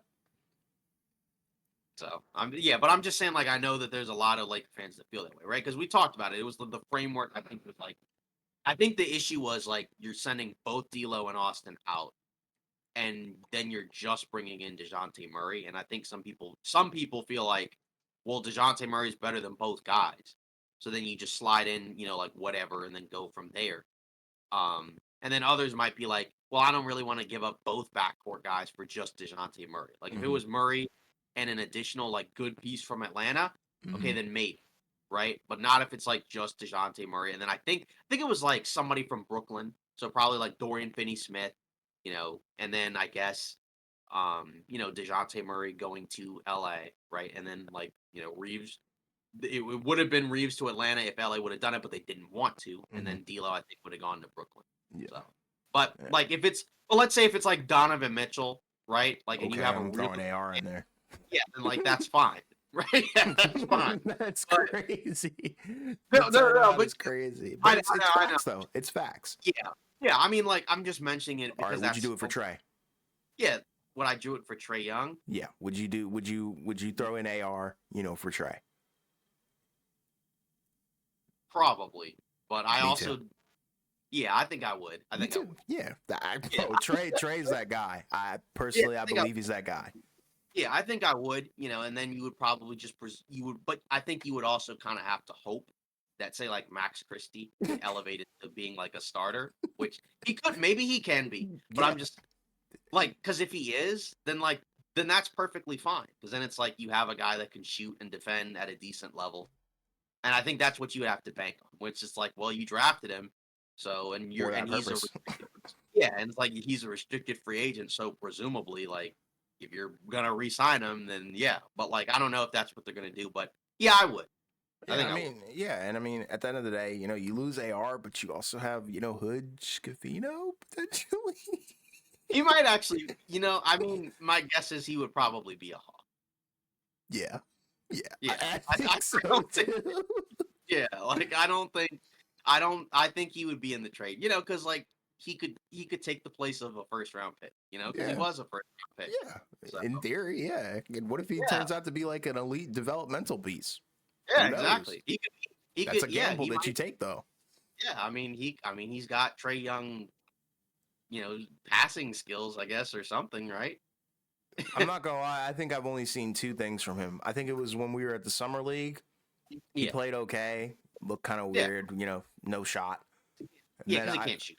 and then I saw, yeah, speaking of can't shoot, I saw the viral clip where Yeah, people are like, that can't be an NBA player. And I'm not doing it to hate. Like I said, it's like 3 a.m, so my filter's yeah. gone.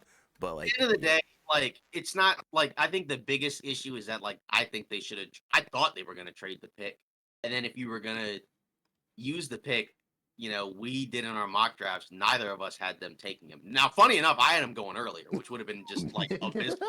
I mean, but I think I had him going to Toronto. I okay. think is what I had Oh because my I think God. yeah, because it would have been like, well, Fred Van Vliet's gone, so we got to bring in a point guard, and like they chose Grady Dick, who didn't do much early in the year, but he did play better, to close it out. And now I guess you could say like, yeah, now we'll just pay Emmanuel quickly like 80+ million, I guess. Sure. Um, but either way, yeah, yeah. But like I said, I think if it's like an all-star, like a high-level guy, like yeah, he's not untouchable. It's just I probably wouldn't trade him for something where it's like the players are kind of close in terms of ability, because then it's like, what do we really do?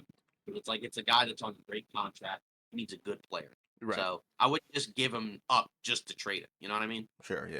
Yeah. Agreed. Yeah. And then let's see. There's been no progress between the Warriors and Klay Thompson on a new contract per Anthony Slater, set to hit the open market for the first time in his career as an unrestricted free agent. Of course, he could come back, but the Magic, the Thunder, and the Sixers loom as potential contenders to sign Thompson away from Golden State. So I guess the first question is, do you think he comes back? And if you don't think he comes back and he's gone, which of those three teams makes the most sense or the best fit or whatever? Because I think, like, because of the fact that he's, a good shooter, like you don't really have to do a lot to get him to fit on a team. But if like I said, do you think he comes back? And if he doesn't, what team makes the most sense? Or even He, if you think he does come back, like if it wasn't Golden State, what do you think? he shouldn't come back. I think that's my answer. Number one, he should not come back to the Golden State Warriors. Okay. Number two, I think Philly is probably a good fit. Hmm. Just because I think if you surround Embiid and Maxey with some elite shooters, I think you have Hmm. potential to see a lot, of improvement, which is kind of crazy to think about considering where Embiid is in his career. But I think the one facet of his game that kind of ticks me off sometimes is that Hmm. tunnel vision kind of thing. And I think it's just because he's had a lack of trust in a lot of his corner guys. The guys who are on the perimeter, and I get it. It's tough. When you have Right. Tobias Yep. Harris, huh? What's up? I said, all right, Nick Young. Yeah, exactly.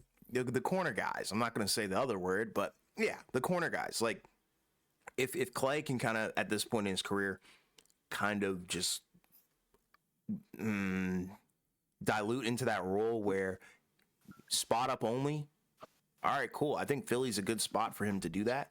They have the money to probably pay him what he's looking for realistically as well.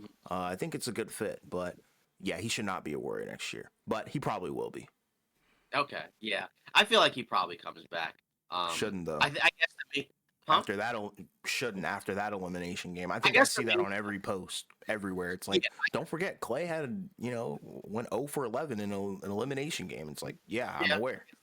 I guess the good news is it doesn't count, but Sure. but I guess but either way, Yeah, I feel like he probably comes back. I guess the main question is what is the price, right? Because like obviously, is there like an amount that Golden State's like, yeah, that might be too much for us? Because we already know the owner or team governor, has kind of hinted at the idea of like, yeah, I'm not going to be paying $500 million for a team that's not that good, right? Like, you know what I Common mean? sense. So, Yeah. so like that makes sense. But the only way to probably get out of that tax is you're going to have to probably, let him go, and then you'd have to probably let Chris Paul go. But I don't know if they necessarily want to do that. Hmm. So, I don't think he gets, he's not going to make anywhere near as much as he was making this year, Hmm. unless a team overpays to try to just sign him. Like if Philly's like, yeah, hey, here's 30 million a year or 35 million a year for like 2 seasons. Here you go. Or say like, Orlando or OKC.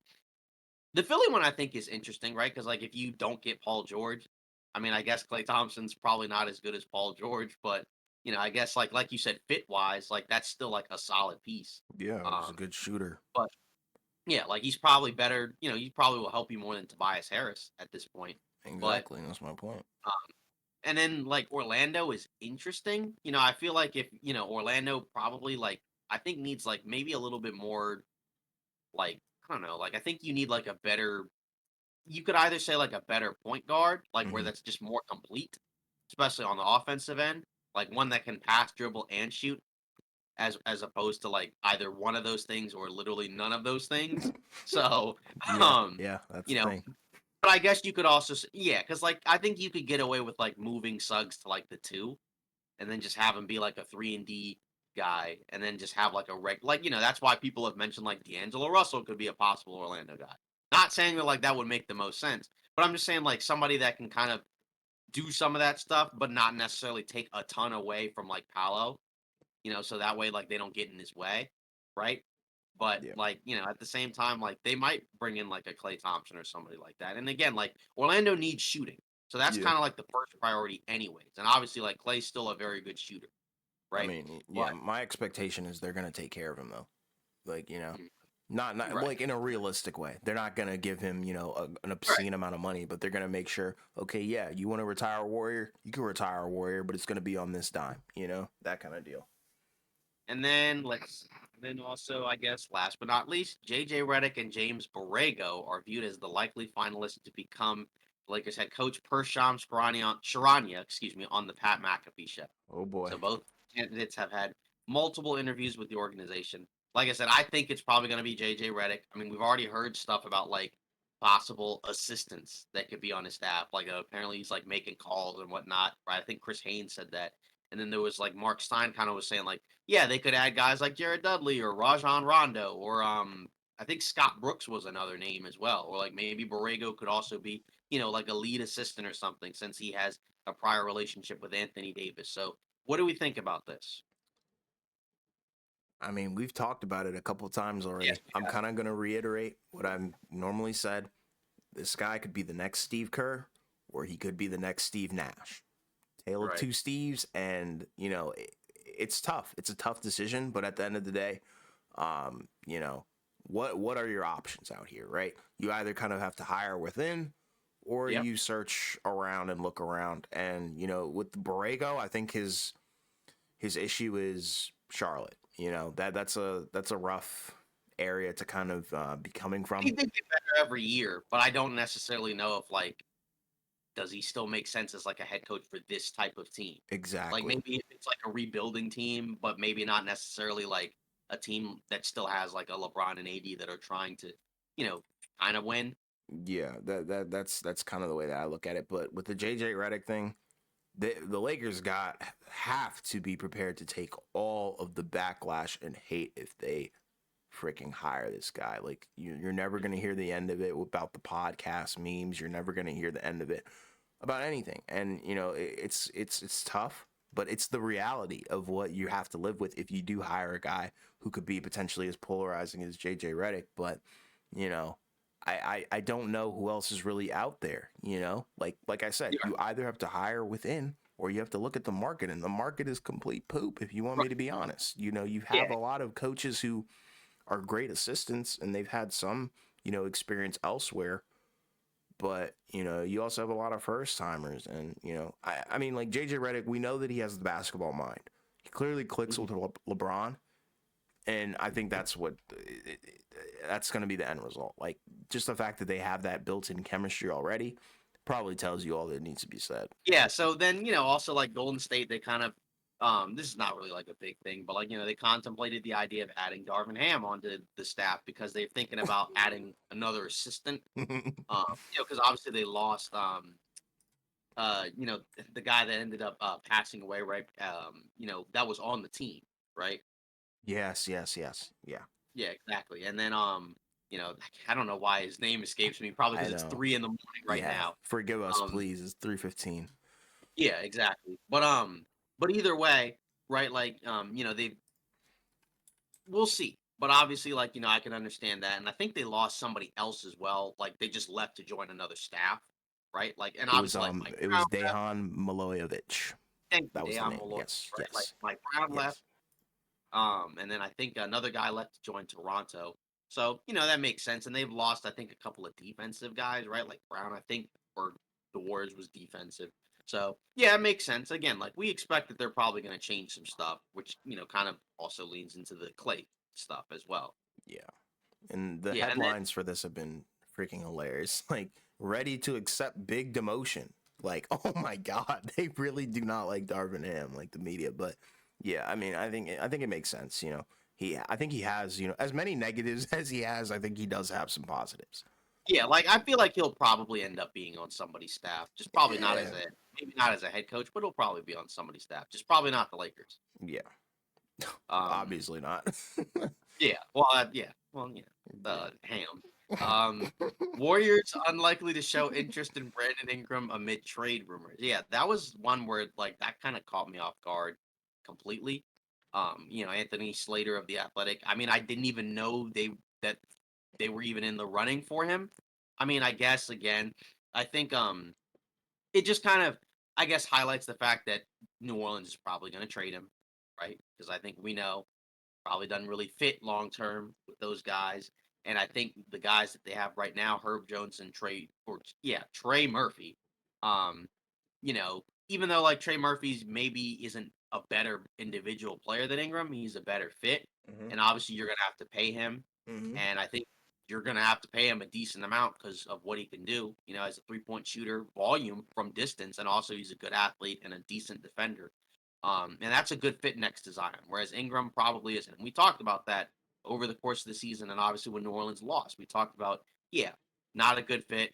Probably going to have to change it, right? I mean, the team president, right? He basically hinted at that, where he's like, "Yeah, we've seen enough, right? Like we've kind of seen enough of, what this group can probably do, right? Which lets you know, like, yeah, he's probably gone. Like, Golden State isn't a team that I would have expected because I guess I'm just not.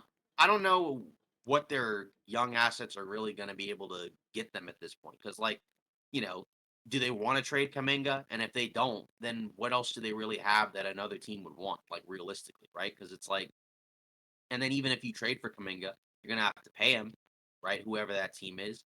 Now, he's not going to make as much as some other rookie extensions, right? Because he hasn't been on any of those, all NBA or all, whatever teams. But, Hmm.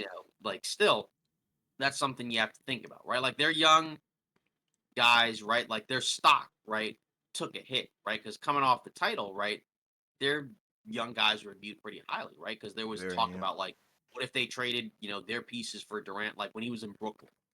But now, right, like Wiseman's gone, and he's not really viewed that highly, right? He's probably a guy where Detroit may just let him go, and then he ends up signing like, a minimum or an exception or something as like a second draft type player, right? Like Moody's good, but his minutes are not that consistent, right? So he may just be better, he may just be better suited for another team, right? Kaminga is good and is improving, right? But what is his ceiling? And like, what does that ultimately lead to, right? Like, can he be the second best or third best player on a championship team? Like, I don't think so, right? Like, and especially probably not anytime soon. So, again, like it makes sense that they wouldn't want Ingram. Like, you probably would want somebody better and probably somebody who can play better both ends of the floor better. But if you're going to get somebody better, then you're probably going to have to give up more. And what even is that? Because again, you need to match salaries. Like if you got Jimmy Butler, like how would you match the salaries, right? Like, Yeah. because I mean, if I'm Miami, like if I'm trading Jimmy Butler away, then I'm assuming that's probably like rebuild mode. Hmm. So you're probably not looking for star players back for Butler, which I guess if you're Golden State, okay, that means you're going to be giving up picks, right? But you still need the contracts to match. But like, if you're Miami and it's like Chris Paul plus picks, like, okay, Yeah. but Yeah, I I don't know. agree. Yeah, Yeah. it's a So tough situation, but weird name to kind of be associated with the Warriors, I think. yeah. Well, that's pretty much it for today's episode of Off Ball Takes. Again, the conference finals are done. The NBA finals will soon be underway in about a week. Obviously, again, Um, when the games end, we're going to be doing live streams. So, obviously, shout out to the people who join these live streams and participate. You know who you are. And hopefully, we see you again in those live streams. And as we've always continued to mention, don't forget to like, comment, and subscribe, right? Liking the videos helps out the channel, helps out the algorithms. And then obviously, subscribing obviously helps as well. So, we appreciate all the support. And again, either we'll see you, the next episode or in the next live stream.